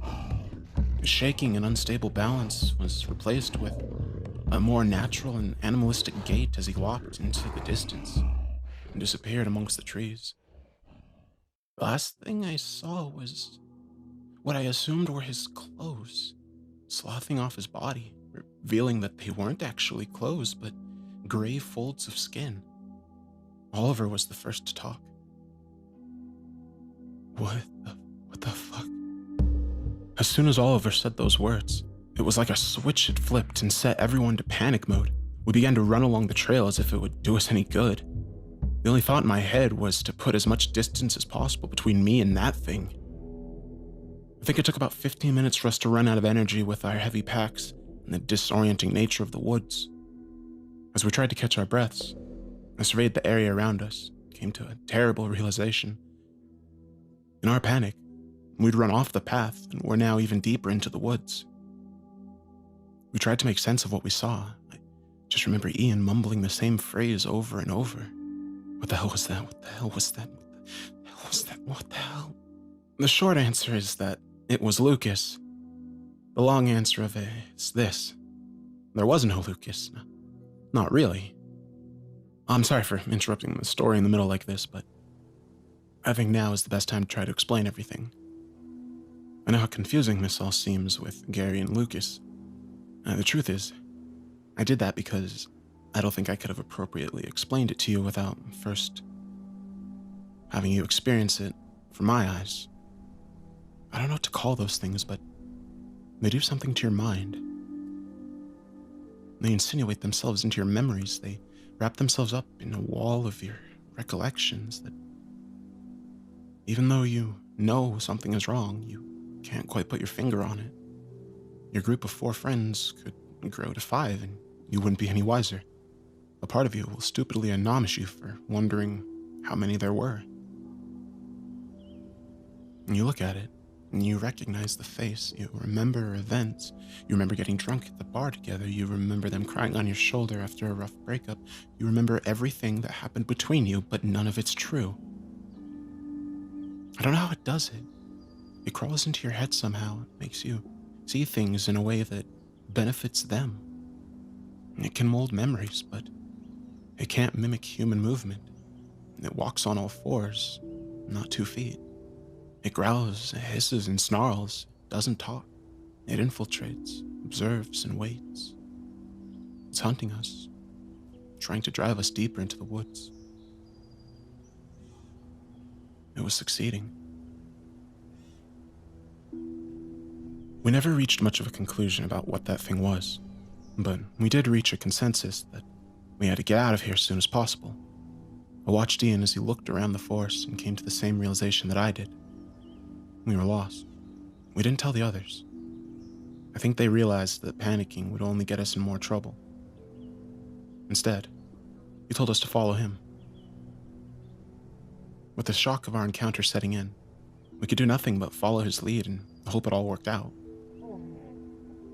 As we walked, we could hear the sounds of distant animals yowling, calling out to each other.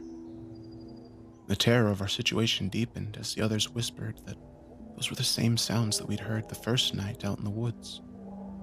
Whatever this thing was, it was following us and calling out to other things in the area. At the time, I couldn't stop thinking about one of them barreling out of the underbrush and sinking its black and rotting teeth into my neck before the rest of the group could react. I remember brushing the thought off and mentally reassuring myself that there were 6 of us here, and we'd only actually encountered one of those creatures. As the day pressed on, we seemingly wandered south in an attempt to pick up another trail that would lead us back to the parking lot. I couldn't help but shake a nagging feeling in the back of my mind. It felt like I had forgotten some important deadline that I should have never forgotten about. It wasn't until Oliver mentioned his wish of being back in the car that Jessica stopped dead in her tracks. We all turned towards her, but knew what was coming the second she asked. We only took 1 car down, right? Ian snapped, more fearful than frustrated. Of course we did. Remember how cramped everyone is with the tiny-ass Prius with all of our camping gear smashed into the trunk? What about it? Jessica went white, as if this were the first time that Ian had ever raised his voice to her. She paused for a moment before asking, "How many of us are there right now? And how many does your car sit?" Ian's car sat 4 people comfortably, 5 uncomfortably. There were 6 of us out in the woods at that moment. Everything happened at once. Ian swore. Oliver's girlfriend gave a half shriek, half gasp, while I looked wide-eyed from person to person, trying to figure out which one of us didn't belong here. Sarah was the only one who managed to say something, and it was... She hadn't finished her words before her jaw popped open. I don't think it dropped open like she was astonished at something. It popped open like it was dislocated from her face. The space between her lips was a massive, sinky, pink void of inflamed gums that looked at least a foot wide. She looked at us with dead and dull eyes as she slowly raised a twitching hand up to her jaw and tried to lock it back into a more human-esque appearance. She popped it back into place with a hollow-sounding squelch of meat and bone shifting into place, as if nothing was wrong about what just happened, before she tried to speak again. Ian was the first to react. He stepped towards the failed facsimile of human and swung his walking stick at her face while bellowing, "Get out of here!" She hopped back from the first attack in a sloppy motion and landed on all fours. Her body shuddered as if an electrical jolt had passed through her. As she slowly backed away from all of us, facing Jessica the entire time. She hissed at us one last time before retreating deeper into the woods with a convulsing lope. It took a moment for all of us to regain our composure before we continued walking, while trying to look in every direction at once. I remember Oliver rambling as we walked. He kept asking, although no one was responding to him, "Did you see how it moved? Did you see how it moved? It was twitching like an epileptic." Did you ever see one of those documentaries about mad cow disease? That thing was twitching and moving like one of those infected cows. What the hell was that thing? Was it a person? What kind of person can do that to their body? It tried to talk to us. He rambled for hours before we had to stop. We had to tell him to shut up because we were worried about that thing hearing us, though that wasn't really the case. We made him stop talking because it only served in scaring us. Despite stopping for the night, none of us actually slept. We sat around the campfire and listened to a sound of high-pitched whining and yelping coming from all around us. It seemed like any time I actually got close to falling asleep, the calls would start up again, jolt me awake. We spoke in hushed whispers, tried to figure out what they wanted with us, even though none of us really wanted to answer that question. The hours dragged on almost endlessly before dawn broke, and we continued our hike. We spent Sunday hiking around and trying to find a familiar sight. Without any real sense of where we were or where we were going, our only hope was to stumble across another hiker or find an area with high enough vantage point that we could survey the entire area. Unfortunately, any elevations we climbed didn't afford a good view of the area, and it was extremely unlikely that we would find another hiker due to the fact that the trails had been closed. Even if we did, what were the chances that we would trust them and could be certain that it wasn't one of those things? Midway through the day, Ian whispered to me, "Count the people wearing backpacks. One of them is with us again." I casually looked over my shoulder and noticed that one of our group was walking without any gear, and they trailed behind us, but were still in our vicinity. They moved slowly, but didn't show any of the jerking movements of the previous two. The thought that it was learning to mimic our movement unsettled me. Without really thinking, I shucked off my backpack and approached the imposter. Before they knew what was happening, I shoved them as hard as I could. The instant my hands pressed into their shirt, it felt like something slick and warm. It felt give way, like the outer layer falling off of a rotten mango. Their shirt slid off their body into my hands, and I quickly realized it was their skin. This thing was actually naked, but gave the appearance of clothes by altering the color of its almost translucent skin. I dropped the skin that had slothed off and it hit the ground with a wet slap.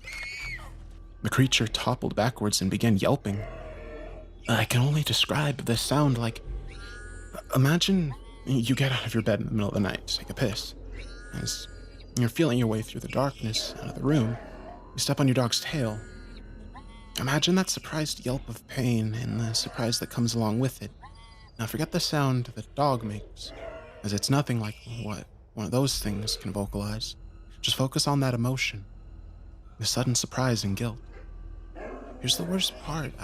I shouldn't have felt bad. Those things were stalking and tormenting us. They were likely hunting us, and I felt bad for harming it. I shouldn't have felt bad about it, but it wanted me to. So I did. The thing writhed on the ground on its back for a few seconds, making a pitiful noise before it reached back with its arms and pushed itself upright, its hands in the balls of its feet, its joints popping wetly and its muscles and bones adjusting to fit its new position. That crab walked away while shrieking the entire time as Ian pursued it with his walking stick, hoping to catch up with it and cave its head in. It wasn't until the thing disappeared from sight that I realized that the shrieking wasn't just coming from the monster, but from Jessica as well. It was trying to mimic her response. With Ian gone, and Jessica's scream possibly drawing more of those things to us, I decided that I had to do something. I stepped forward and wrapped her in my arms. She was shaking like a leaf in the wind. I stroked her hair and whispered that it was over. She managed to choke out something about its face. All I could make out was that something was terribly wrong with its face. She calmed down as I told her everything was going to be all right. I didn't believe that myself, but it was the only thing I could think of that might bring her comfort. Ian returned, fuming that the monster escaped, and I awkwardly broke off the hug. Ian didn't say anything. He just started walking. And we continued following him, hoping that he would find the way, but knowing that he probably wouldn't.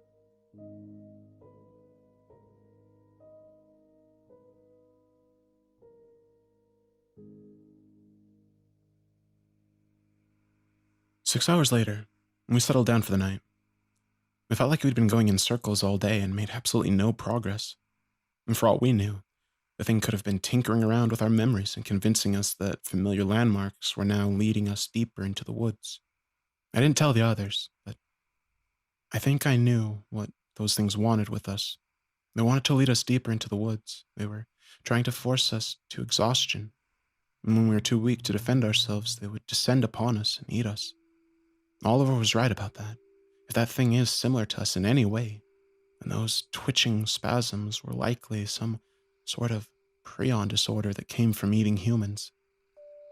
After eating some jerky, since we decided against having a fire and drawing more of them to us, we reached the conclusion that we would have to sleep in shifts. I volunteered for the first watch because my insight into the monster's behavior had robbed me from my desire to sleep. The others went off without so much as another word. They were exhausted, and it wasn't until an hour into my watch that I realized I was too. Even given the monster's grotesque appearance, everyone needs to sleep. Jessica joined me about 2 hours into my watch.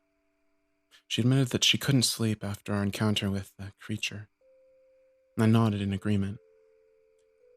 Both of us had seen something terrible that the others hadn't.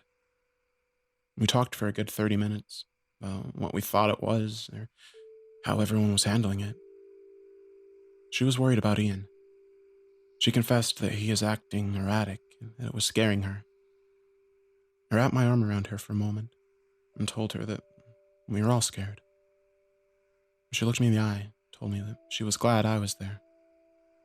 And I felt something twist deep down inside me that I had buried a long time ago when I first met her. The longer she stayed with me on watch, the more personal our conversation became. She confessed that she and Ian had been fighting a lot recently, and she was wondering if they were going to work it all out. At the start of their relationship, they were great together, and he made her feel wonderful, but there was something that didn't quite feel right. Like, there was something missing. I listened to her talk about everything that was going on in her life. I knew I had to do something. I knew that if I didn't do it now, I would regret it. I had to tell her about the door. She listened quietly as I told her everything. It was the event that had precipitated my breakdown at work and my social anxiety disorder diagnosis at the therapist's office. Everything started off simply enough one Friday at work. I was in the lunchroom, eating my sandwich and reading a book as per my usual, while my coworkers talked about their plans for the weekend. One of them was having a housewarming party, and they were inviting everyone at work.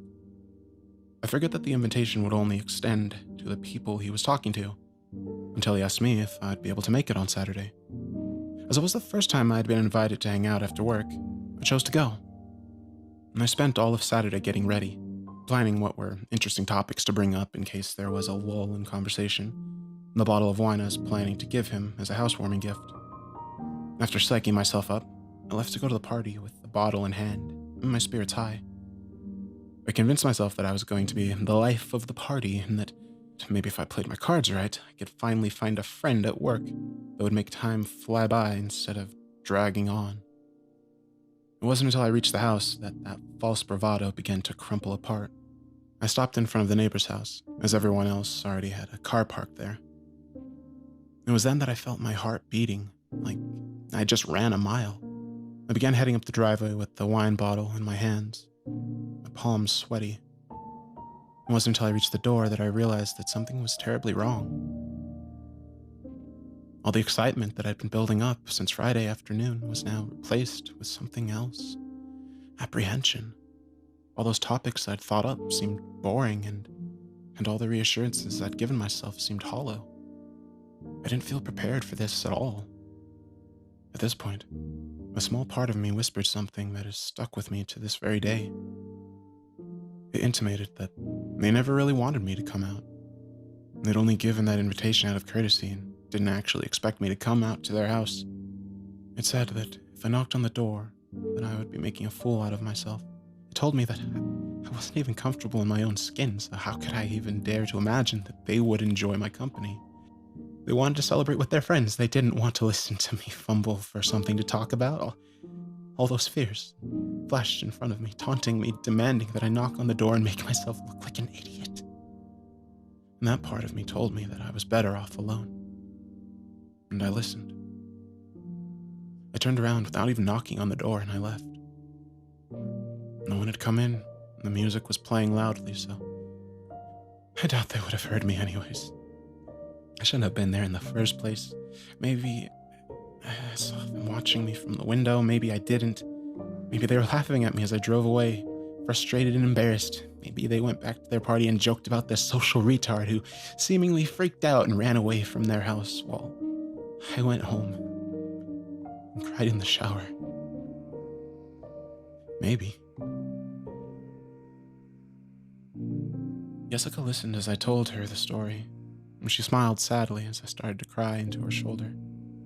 All those feelings I had experienced outside of my coworker's house came rushing back. All the fear, foolishness, and phonetic failure smashed into me like waves on the shore.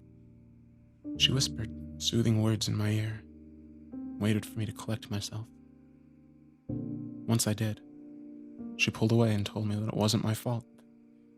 It was there under the moonlight, with her face inches away from mine, that I did the worst thing I've ever done in my life. I kissed her. It was slow, hesitant, romantic. I looked into her eyes and I saw her beautiful face. She pulled me towards her, and she leaned back.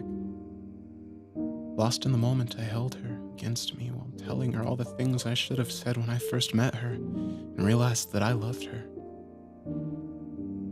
I held her like that for a few moments, afraid that if I let her go, I would lose this perfect moment. She was warm. She smelled like wildflowers. She smelled like happiness. For the first time, it felt like a lifetime. I felt comfortable and content.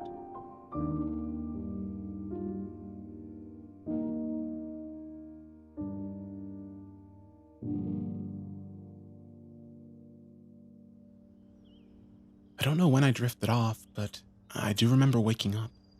In the love-drunk excitement of the previous night, I didn't think once about Ian or the consequences of my decision. I only thought about Jessica. I forgot that she was his girlfriend. What I did last night was a beautiful mistake. And I convinced her to cheat on him with me. I needed to tell him before the truth came out. I needed him to understand how I felt. I got up from the ground and stretched. Jessica was gone. I assumed that she had gone back to her sleeping role in the middle of the night.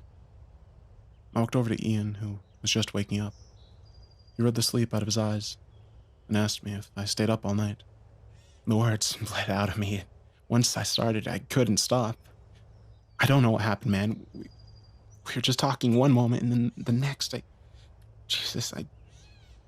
didn't mean for it to happen. You know I love you, man. I wouldn't do anything to hurt you. It just happened. And I know I can't take it back, but Jessica's cry of surprise cut me off before I could go any further. Both me and Ian turned to the sound of her distress, and we knew instantly what had happened. The backpacks with our compass, food, and water had been stolen.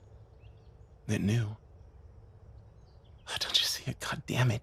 It knew that we could identify it without a backpack, and it couldn't shape its skin to take the appearance of one, so it stole them away from us.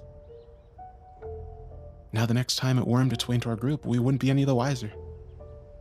Jessica and I never talked that night. Jessica had never left my brother's side that night. They zipped their sleeping bags together. She didn't open up to me about her worries. I never actually kissed her. I poured my heart out to a thing wearing Jessica's skin that was in my arms. I confessed my truest feelings to an ersatz entity masquerading as a person. I felt sick. The others woke up quickly after hearing Jessica screaming. We quickly searched around the area, hoping to find some scrap of food or some indication of where our stuff had been taken to. We found nothing. It was long gone. We had no food, no water, and no hope. We had no way of telling when one of those things was hijacking our heads and pretending to be a part of the group so it could distract us. With our compass gone, we had no means of following a set direction and hoping to pick up a trail. In short, we were screwed, with a capital S. Oliver demanded to know what I was doing last night, and he wanted to know how I could be so careless as to fall asleep when I should have been watching over them and the gear. I lied and told him that someone had come around in the middle of the night and relieved me from my shift. I didn't mention that it was one of those things impersonating Jessica. I couldn't bear to look at either my brother or his girlfriend in the eyes at that point. Oliver started to yell, but stopped when he saw that I was on the verge of tears. I don't know if it was mercy or disgust that caused him to stop. But it doesn't matter either way. We gathered up the only thing that they hadn't taken in the middle of the night, their sleeping bags, and we continued walking. The hike without water or the prospect of food was unbearable. We were already exhausted, and the realization that we were soon going to be starving and dehydrated only served to sap more of our energy. Within a few hours, my mouth felt gummy and dry. When we were still under the canopy of leaves, the temperature was still in the high 80s, low 90s. It didn't take long for dehydration to set in. I kept licking my lips in an attempt to keep them moist, but I could feel them beginning to crack as my saliva began to dry up. As we walked, Oliver picked up his pace and caught up with me. I looked over at him and knew without him saying anything that another one of those things had joined our group. He whispered, "Don't look directly at it. Just keep it in the corner of your eyes. I think that is how it messes with your mind. It would explain why you remember it that one night, but the rest of us can't. You saw him, but the rest of us didn't. Don't get close, just keep it in the corner of your eyes. It's been trailing us for about a half an hour now. I think it just wants to watch us and follow us." I pretended to be cracking my neck and looked at the tag-along in my peripheral vision. It trailed behind us about 30 feet. In its resting state, its facial features appeared staticky. I could make out eyes and a nose, but it was constantly shifting and rippling like bubbling plastic. At this point, we were too tired to even bother chasing it off. We just kept walking and hoped that it wouldn't join the group. It seemed content to keep its distance, keep us in a line of sight. It followed us for about 2 miles before it broke off towards the trees with a shambling, awkward gait. We were too tired to even try to set up a shift system. We just huddled together in an attempt to convince ourselves that we were safer when we were closer together. But every time one of us got comfortable enough to drift off, those things would start making noise. The noise started off as high-pitched yips, whose sound seemed to travel for miles. As the night drew on, it grew more aggressive. I remember one time I was drifting off, hearing the grating rasp of my name. The things weren't just following us, they were learning. They were perfecting their mimicry. The thought disturbed me more than the idea of them out there watching us in the darkness. How long would it take for them to become more human than human? What would they do once they were capable of walking amongst people again? I drifted off to sleep, with that thought beating around in my head like a man trapped inside a wall.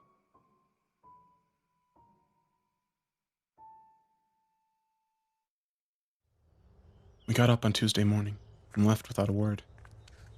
At this point, there was nothing to say. Some of us had been awake all night without food or water. The constant stress has completely worn us down.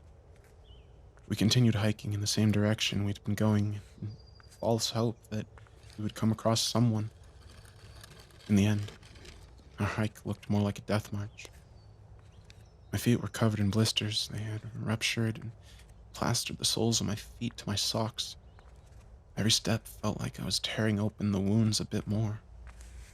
In an attempt to take my mind off the discomfort, I focused on my brother, who was walking in front of me. He wasn't as much walking as limping forward.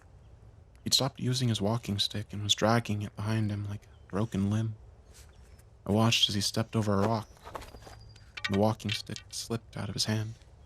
He kept dragging himself forward, as if nothing happened.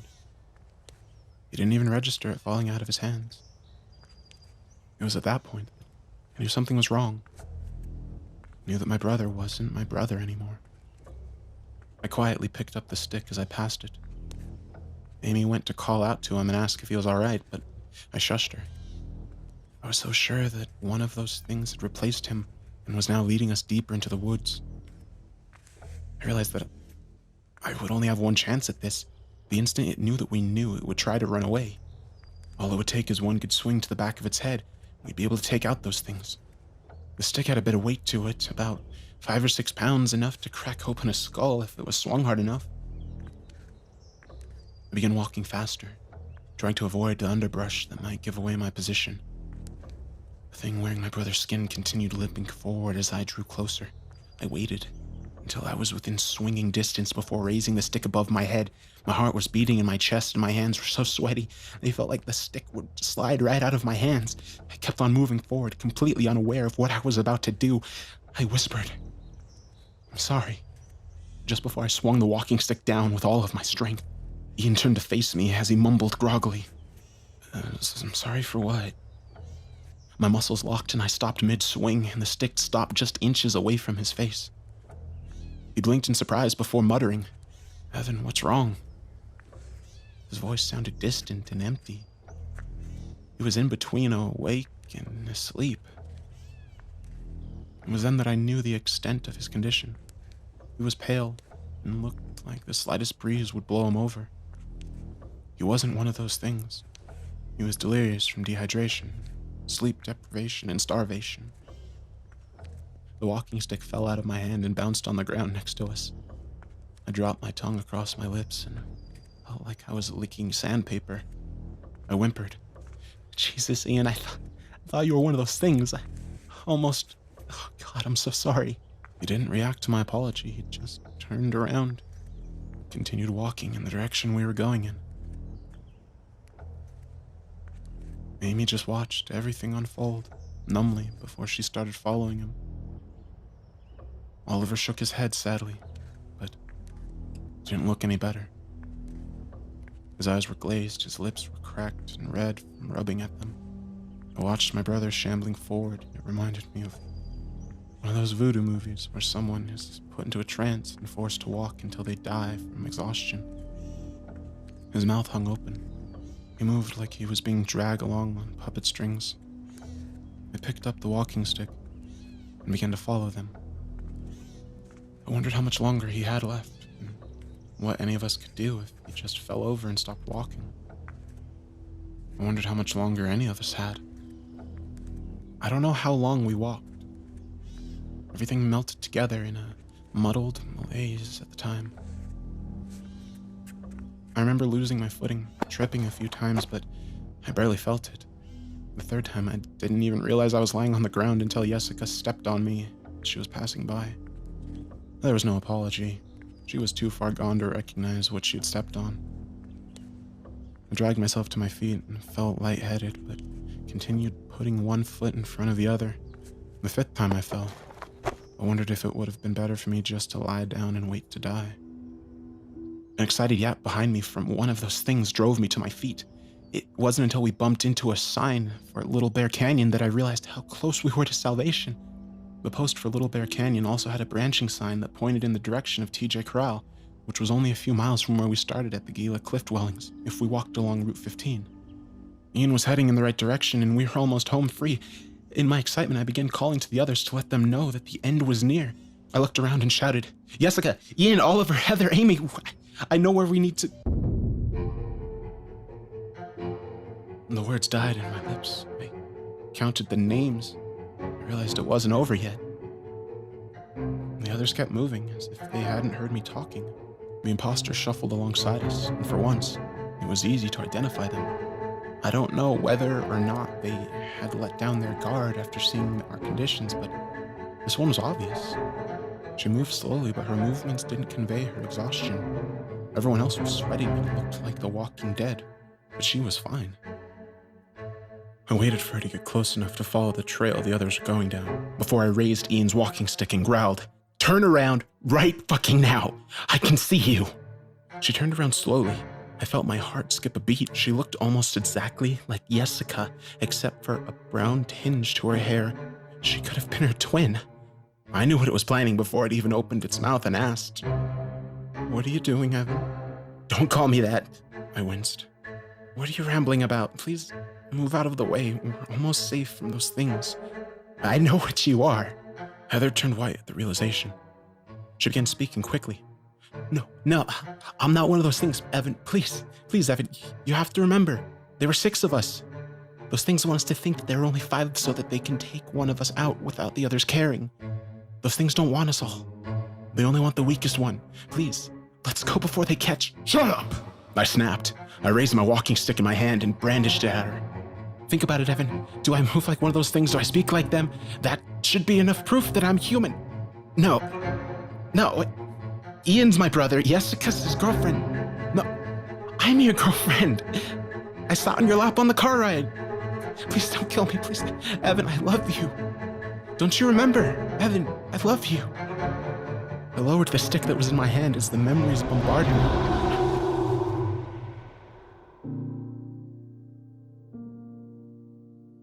I had met her one night when my brother forced me to go out to the club with him. Heather had been sitting at the bar all night drinking. It wasn't until she tried to stand up and fell into my arms that we actually talked.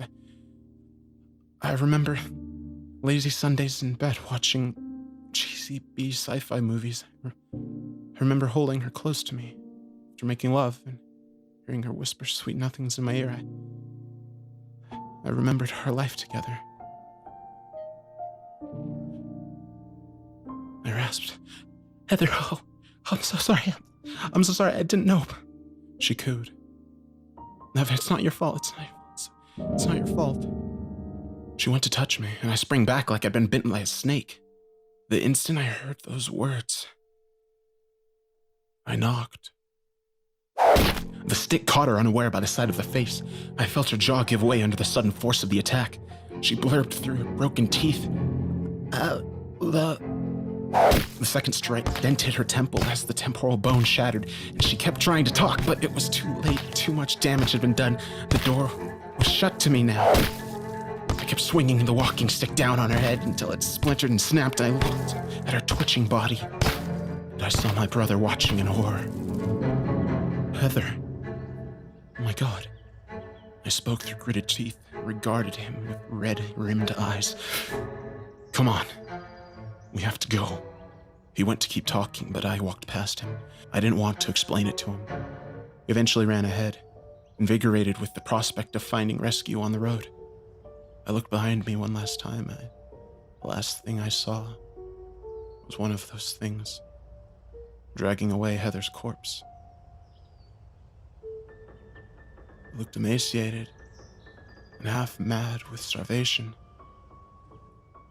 At that very moment, I wasn't afraid of the thing. I just felt pity. Whether or not it forced that emotion on me, I'll never know.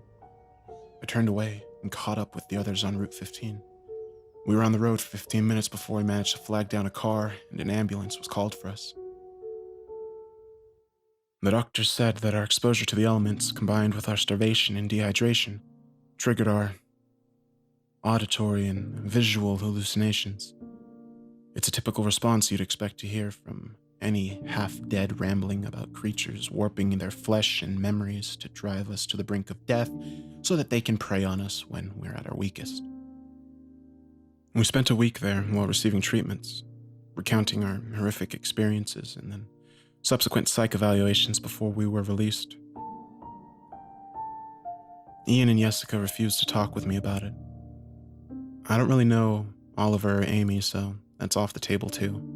They just want to forget. I can't forget. Here's the thing. I still remember Nadia asking me to help her find her lighter. I recall staying up late and talking with her by the campfire while she smoked like a chimney.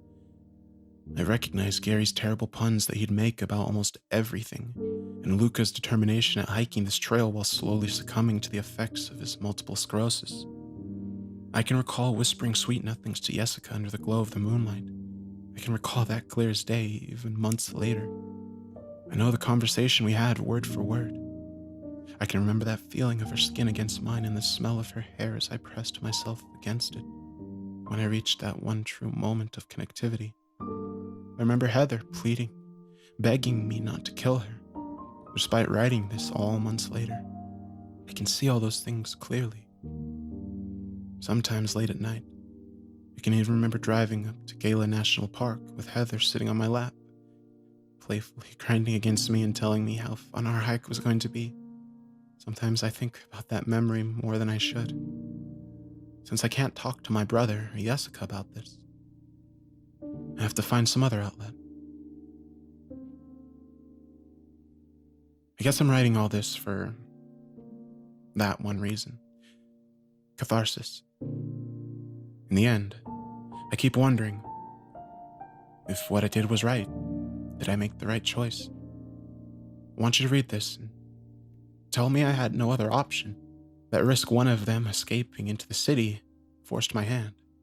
I know that's not the case. I could have walked away or tried to scare her off, but I didn't. What kind of person can look into someone's eyes, remember all the things we did and the life we had, and do what I did? Who can have all those memories and end everything so casually? It doesn't matter if none of it's real, because in that moment, it was to me.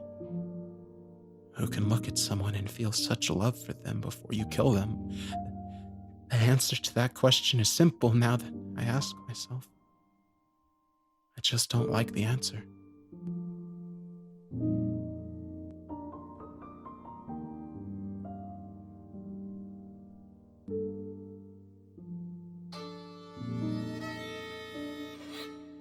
Among the court of the Stag King. I can still see him. The image is clawed into the back of my mind. His name, I cannot remember most nights. But tonight, I remember it clearly. I remember who he was before they took him, before I let them take him. His face, pale as a corpse, his eyes like hellfire. I remember who he was. His hair was once blonde. His eyes were as crisp as the clearest emerald. That was before his corruption. His name, if I remember right, was Robert Erler. He still calls to me. When I lie awake at night, I can hear his voice echo from the woods where we used to play. Some nights I foolishly light my lantern and step onto my porch. The dark, ominous woods that surround my home are always enveloped in shadow and mystery. As a child, I often wondered what lurked out there. But now, in my old age, I know what horrors await. Most nights, when I do muster the courage to face Robert, do I see him, standing on the edge of the forest. The light on the moon dances on his mort flesh. The shadows of the woods seep from the edges of his hellfire eyes. It is as if he still lives, when I know better. He always says the same thing when I see him. He waves his hand in the air as if to beckon me. His voice, the original I do not remember, is always corrupted, hollow, and false when he says, "Come now, I want to show you something. Come now, I want you to see what I've seen." Most nights I step inside. Most nights I ignore my long-dead friend. But some nights I gain the courage to say to him, "I've seen it. I saw what happened. I need not see it again." Then why did you take me? He becomes enraged. His body convulses and shakes. The shadows of the night flow from his mouth as if it were a poison he wished to spew at me. Why did you lead me there? Why did you take me? I was a boy, friend. A boy. "And I was a boy too," I say, shutting the door behind me. He screams after that. He screams throughout the night, trying to bring me back out. I know what he wants. Justice. Every night I feel pain and sorrow and immense guilt for the death of poor Robert Erler. Yet, by morning I often forget. I forget my dead friend, aged and withered in the most unnatural way, standing and calling me to my reckoning. I lived a full life without him. I hate to say that, but it's true. I'd seen things that he could only imagine. He never would. I don't know what the dead see. But something told me that Erler was not dead, nor was he living. I often thought him a figure of my imagination, but I know better. I've learned from my past mistakes, and when the dead give warning, the living should heed. Robert was my best friend as a child. My only friend, really. We were thick as thieves, running around our small territory town. We'd get into all sorts of trouble together. We were young and full of life. Most days we would run in the woods together, safe from the war that raged in faraway states. His father had passed, as had mine, amongst the thousands of others in the carnage.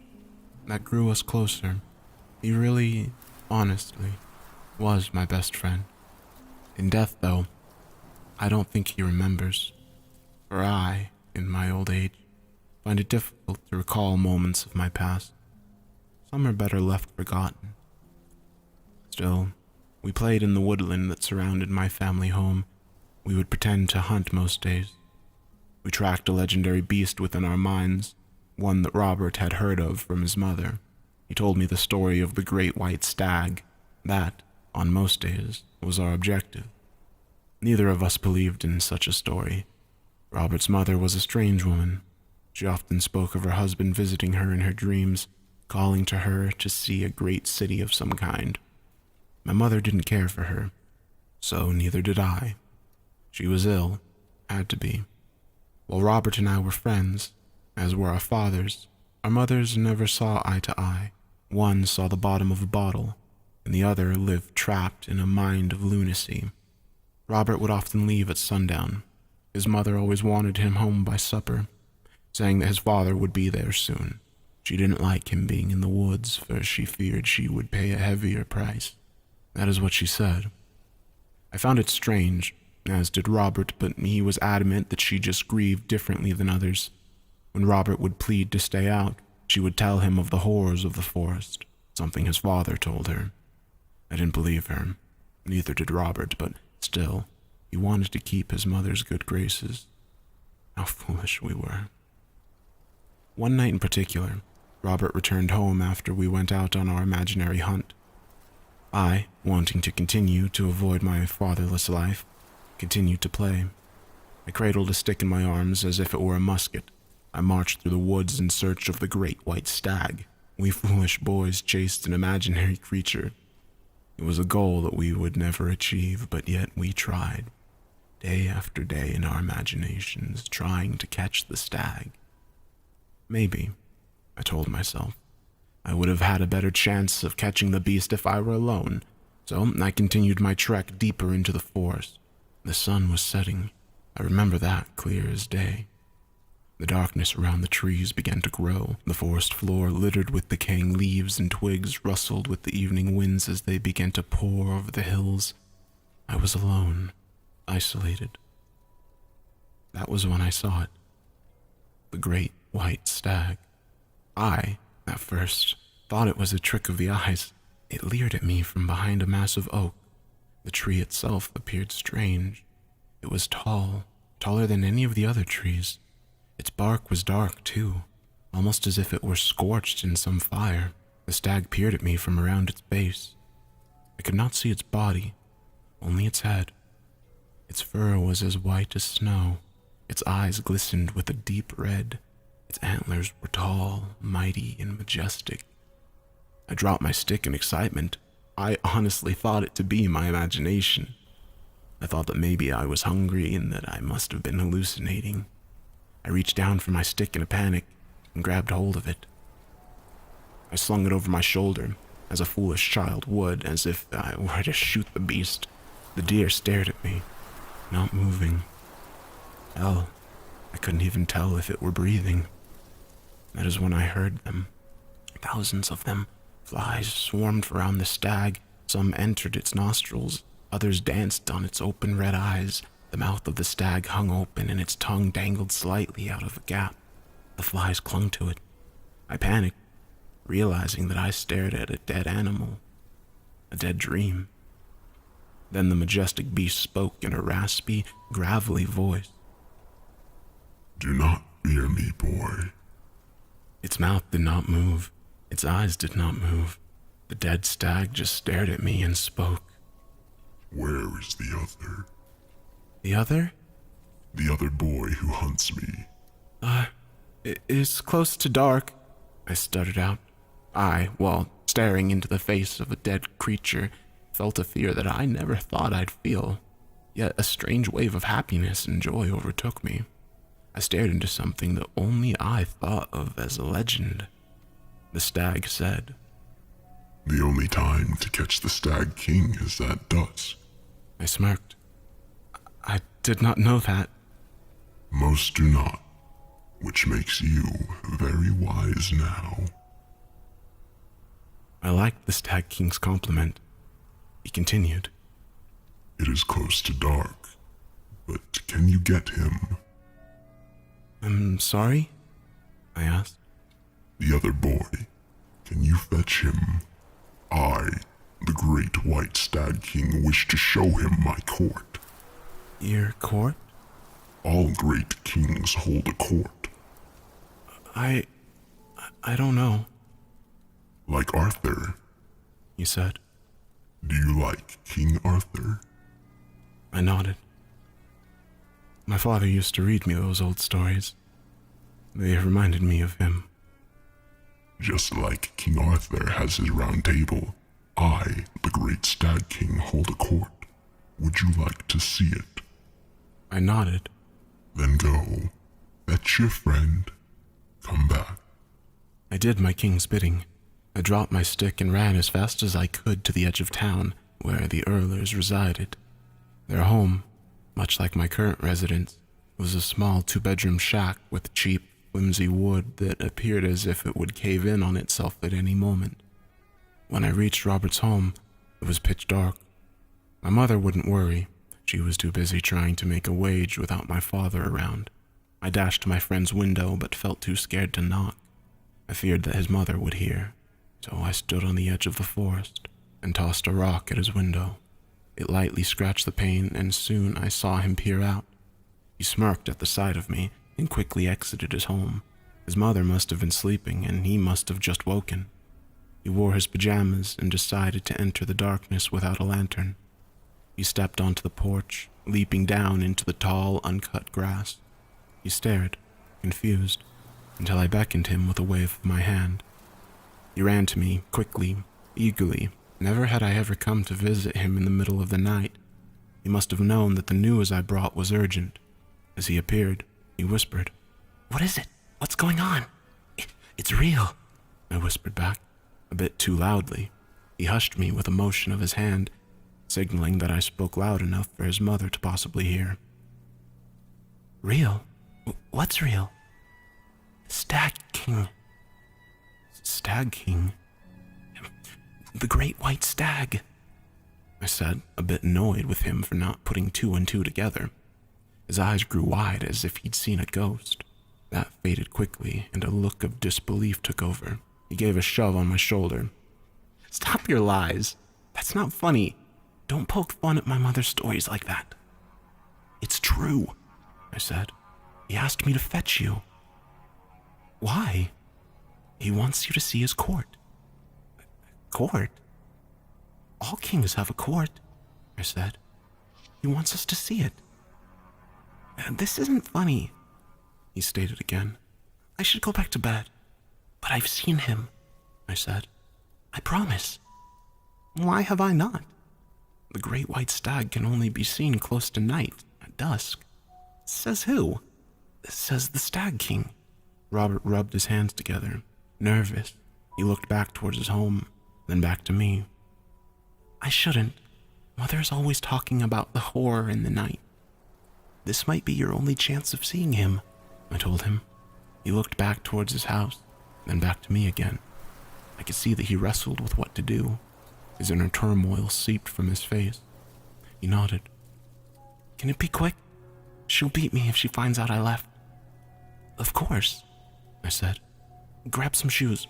We have to run." I led Robert back to where I'd seen the great stag. We stayed quiet for most of the journey back. The forest radiated a darkness that I hadn't seen before, or was too oblivious to before that fateful night. My friend and I walked in silence for the most part. Here and there we'd stop, listening to the rustling of the branches and foliage. We were nervous of being caught. I desperately wanted to show Robert the stag, and I wanted to make sure we got there. We took our time, yet moved as fast as we could while still being cautious. When we arrived in the small overgrown grove, nothing stirred. The wind had stopped blowing. The trees sat still in the thick summer air. We looked around in the darkness, trying to see anything we could. There was nothing there.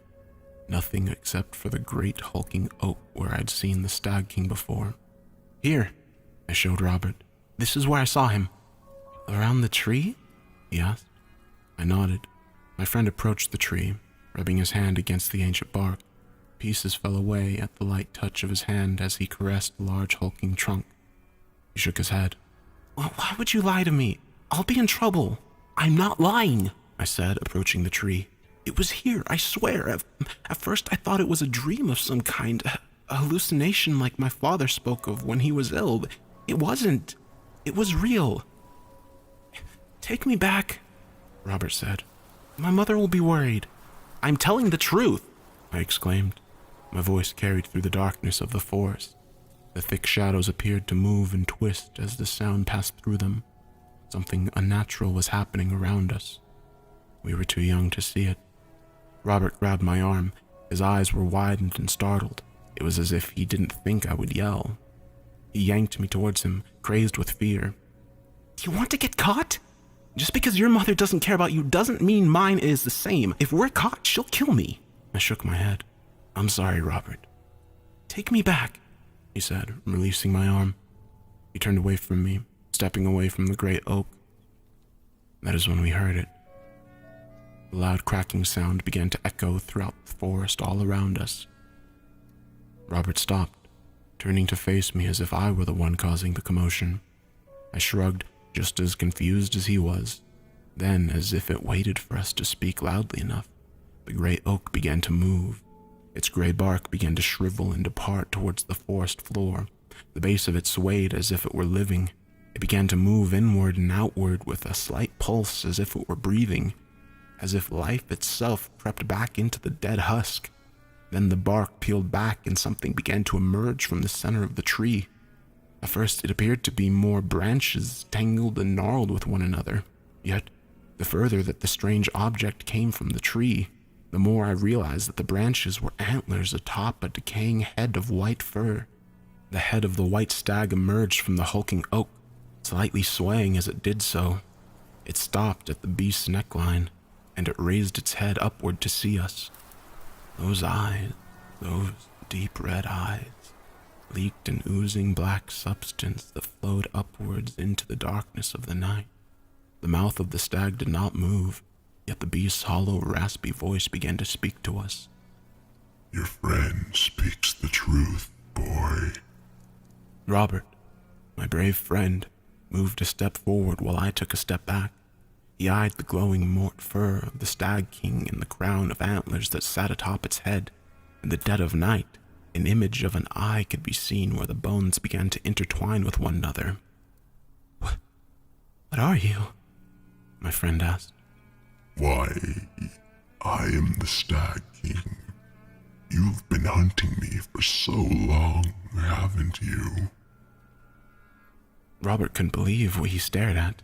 Neither could I. I'd seen the stag before, but not like this. I hadn't seen it in the dead of night. I hadn't seen it in its domain. I didn't like it. My heart raced, my body became drenched with a thick sweat as I stared into those deep, haunting eyes. I took another step back, knowing that I shouldn't have been there. I knew that I shouldn't have brought Robert, but there we were, face to face with the great Stag King. I am the mightiest of kings, the Stag King said. And I have the greatest of courts. We're pleased to meet you, Robert said with a nod. He glanced to me quickly, then back to the Stag King. But it's very late. We must be on our way.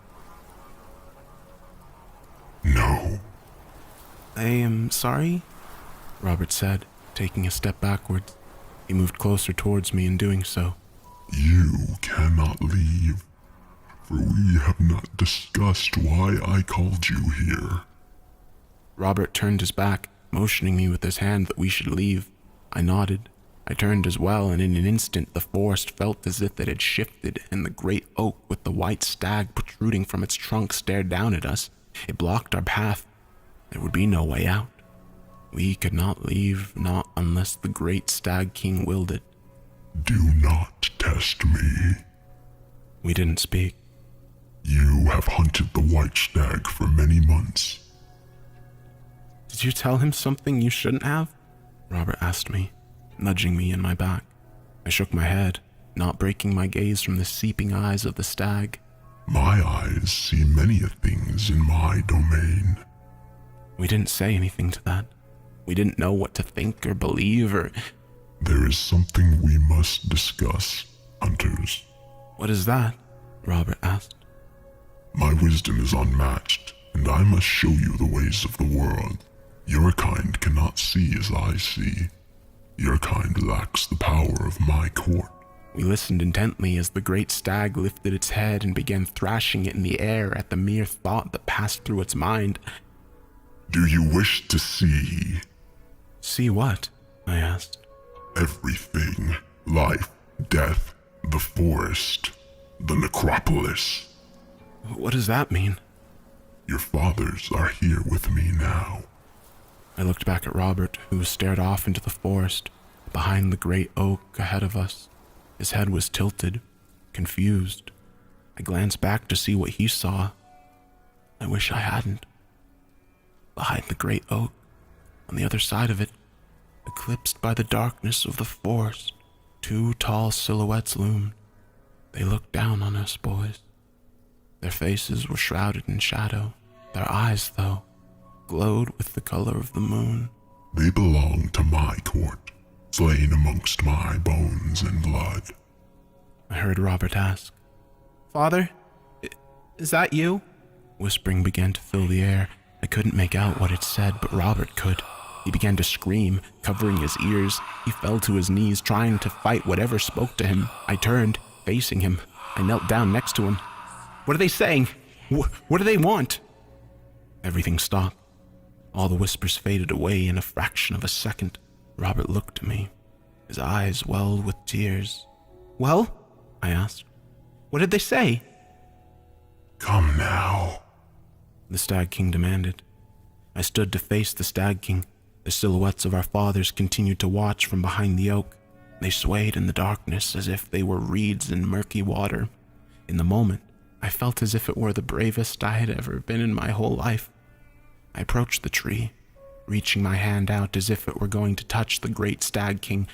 Just as my hand was about to pet the dried, decaying nose of the beast, it let out a loud, haunting squeal, rearing its head upwards towards the sky. Not you, boy! The other! I turned to face Robert. He sat on his knees, staring at the great tree. His hands fell into his laps, his eyes watered with tears of massive fear. He stammered out, "What?" I thank you for bringing him to me, and for that, you will be rewarded. I looked back to the Stag King. You cannot take him. You cannot take my only friend." I am your only friend, young hunter. I am the only friend that you will need.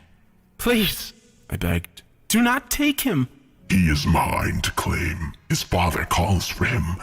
Can you not hear him? I couldn't. I didn't know what he was talking about. For your great deed you shall be rewarded. Do not deny me, boy. When I call for you to see my court, you come. "Please," I whimpered. "Please do not take him." Evade me, boy, and you receive my justice. When I call, come.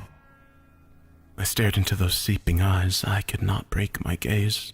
Then the stag lowered its head, showing me its gnarled crown of antlers and branches. It spoke again. Leave. Now. I took a step back, moving towards Robert. I looked down at him. He stared at me with wide eyes and bewilderment. Please, don't go. I have to," I whispered. Tears flowed from my eyes. There's nothing I can do. Take me with you," he said, trying to stand. As he did so, roots of the massive tree sprung from the ground with a massive force. They wrapped around my friend, forcing him back to his kneeling position. They grabbed a hold of him so tightly that blood began to dampen his clothing on his arms and his legs. The branches moved away from me, with my friend still in their clutches, sliding him towards the tree. Go. I began to run. I dashed off into the forest, the fastest I'd ever ran in my life. I heard Robert scream, and I looked back to see. The trunk of the great tree had opened like a flower in spring. Inside, though, sat a pool of swelling darkness and muck. Atop it, though, floated the body of a pale, nude man. His body glistened amongst the moonlight. The darkness flowed from his body as if it were a part of him. Atop his shoulders sat the head of the great Stag King. I watched as the glowing eyes of the dark silhouette faded into the night. Robert slid closer towards the tree against his will. Then I saw the Stag King throw open his arms as if to embrace my friend. I dared not look back after that. When I call you to my court, come. Robert calls for me now, but it is not his bidding, but that of the Stag King. Long have I evaded his summoning, and long have I feared his justice. Yet, with this memory now so clear in my mind, it is as if I cannot escape it. I will just have to wait till morning. I will just have to forget once the sun comes up. I regret taking Robert, but what was I to do? I did not believe in such things. I was a child. I did not know what would happen. That cannot be my fault. Many times I told myself it was a nightmare. Many times I told myself that Robert just disappeared. Many times I lied to ignore this haunted reality. I regret what I did, but I didn't know. I didn't know what would happen. Now I fear that I have evaded for too long. I worry what Robert will do to me if I were to go and see him. I worry what the Stag King will say. I never want to see him again, but now, so clearly in my mind, I can see his great crown, his great eye. I can see it all. Robert beckons me. I can hear him. I can hear him calling me from the late watches. I want you to see what I've seen. No. I tell myself this is nothing but a nightmare. Life. I can only imagine being led to my dead friend through the dark, haunting forest, leading me as I did him to an untimely demise. He knows, though. He knows what awaits in the forest. Death. I can only imagine being strangled and wrapped by the roots of the great hulking oak. I can only imagine how terrible that must feel. I don't want to experience it. I see the head of the great stag king so clearly in my mind. I can see him clear as day with those seeping red eyes. They tear away at my heart. He wants me to join him. He wants me to see his court or face his justice. The forest. I have to muster the courage to ignore him, but I can't. I have to see him. I have to face my justice now, for if I don't, he will find me. He will follow me. Death is no escape. I know that now. I can only imagine what waits once that tree opens and I see the black abyss. I can only imagine what is on the other side. The necropolis.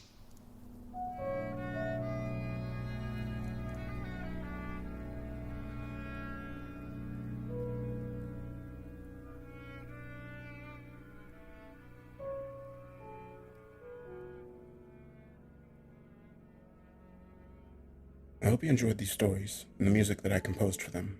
If you'd like to hear more, make sure to subscribe to the channel and select the notification icon, and leave a comment letting me know which story was your favorite and which stories you'd like to hear in the future. With that said, have a good night.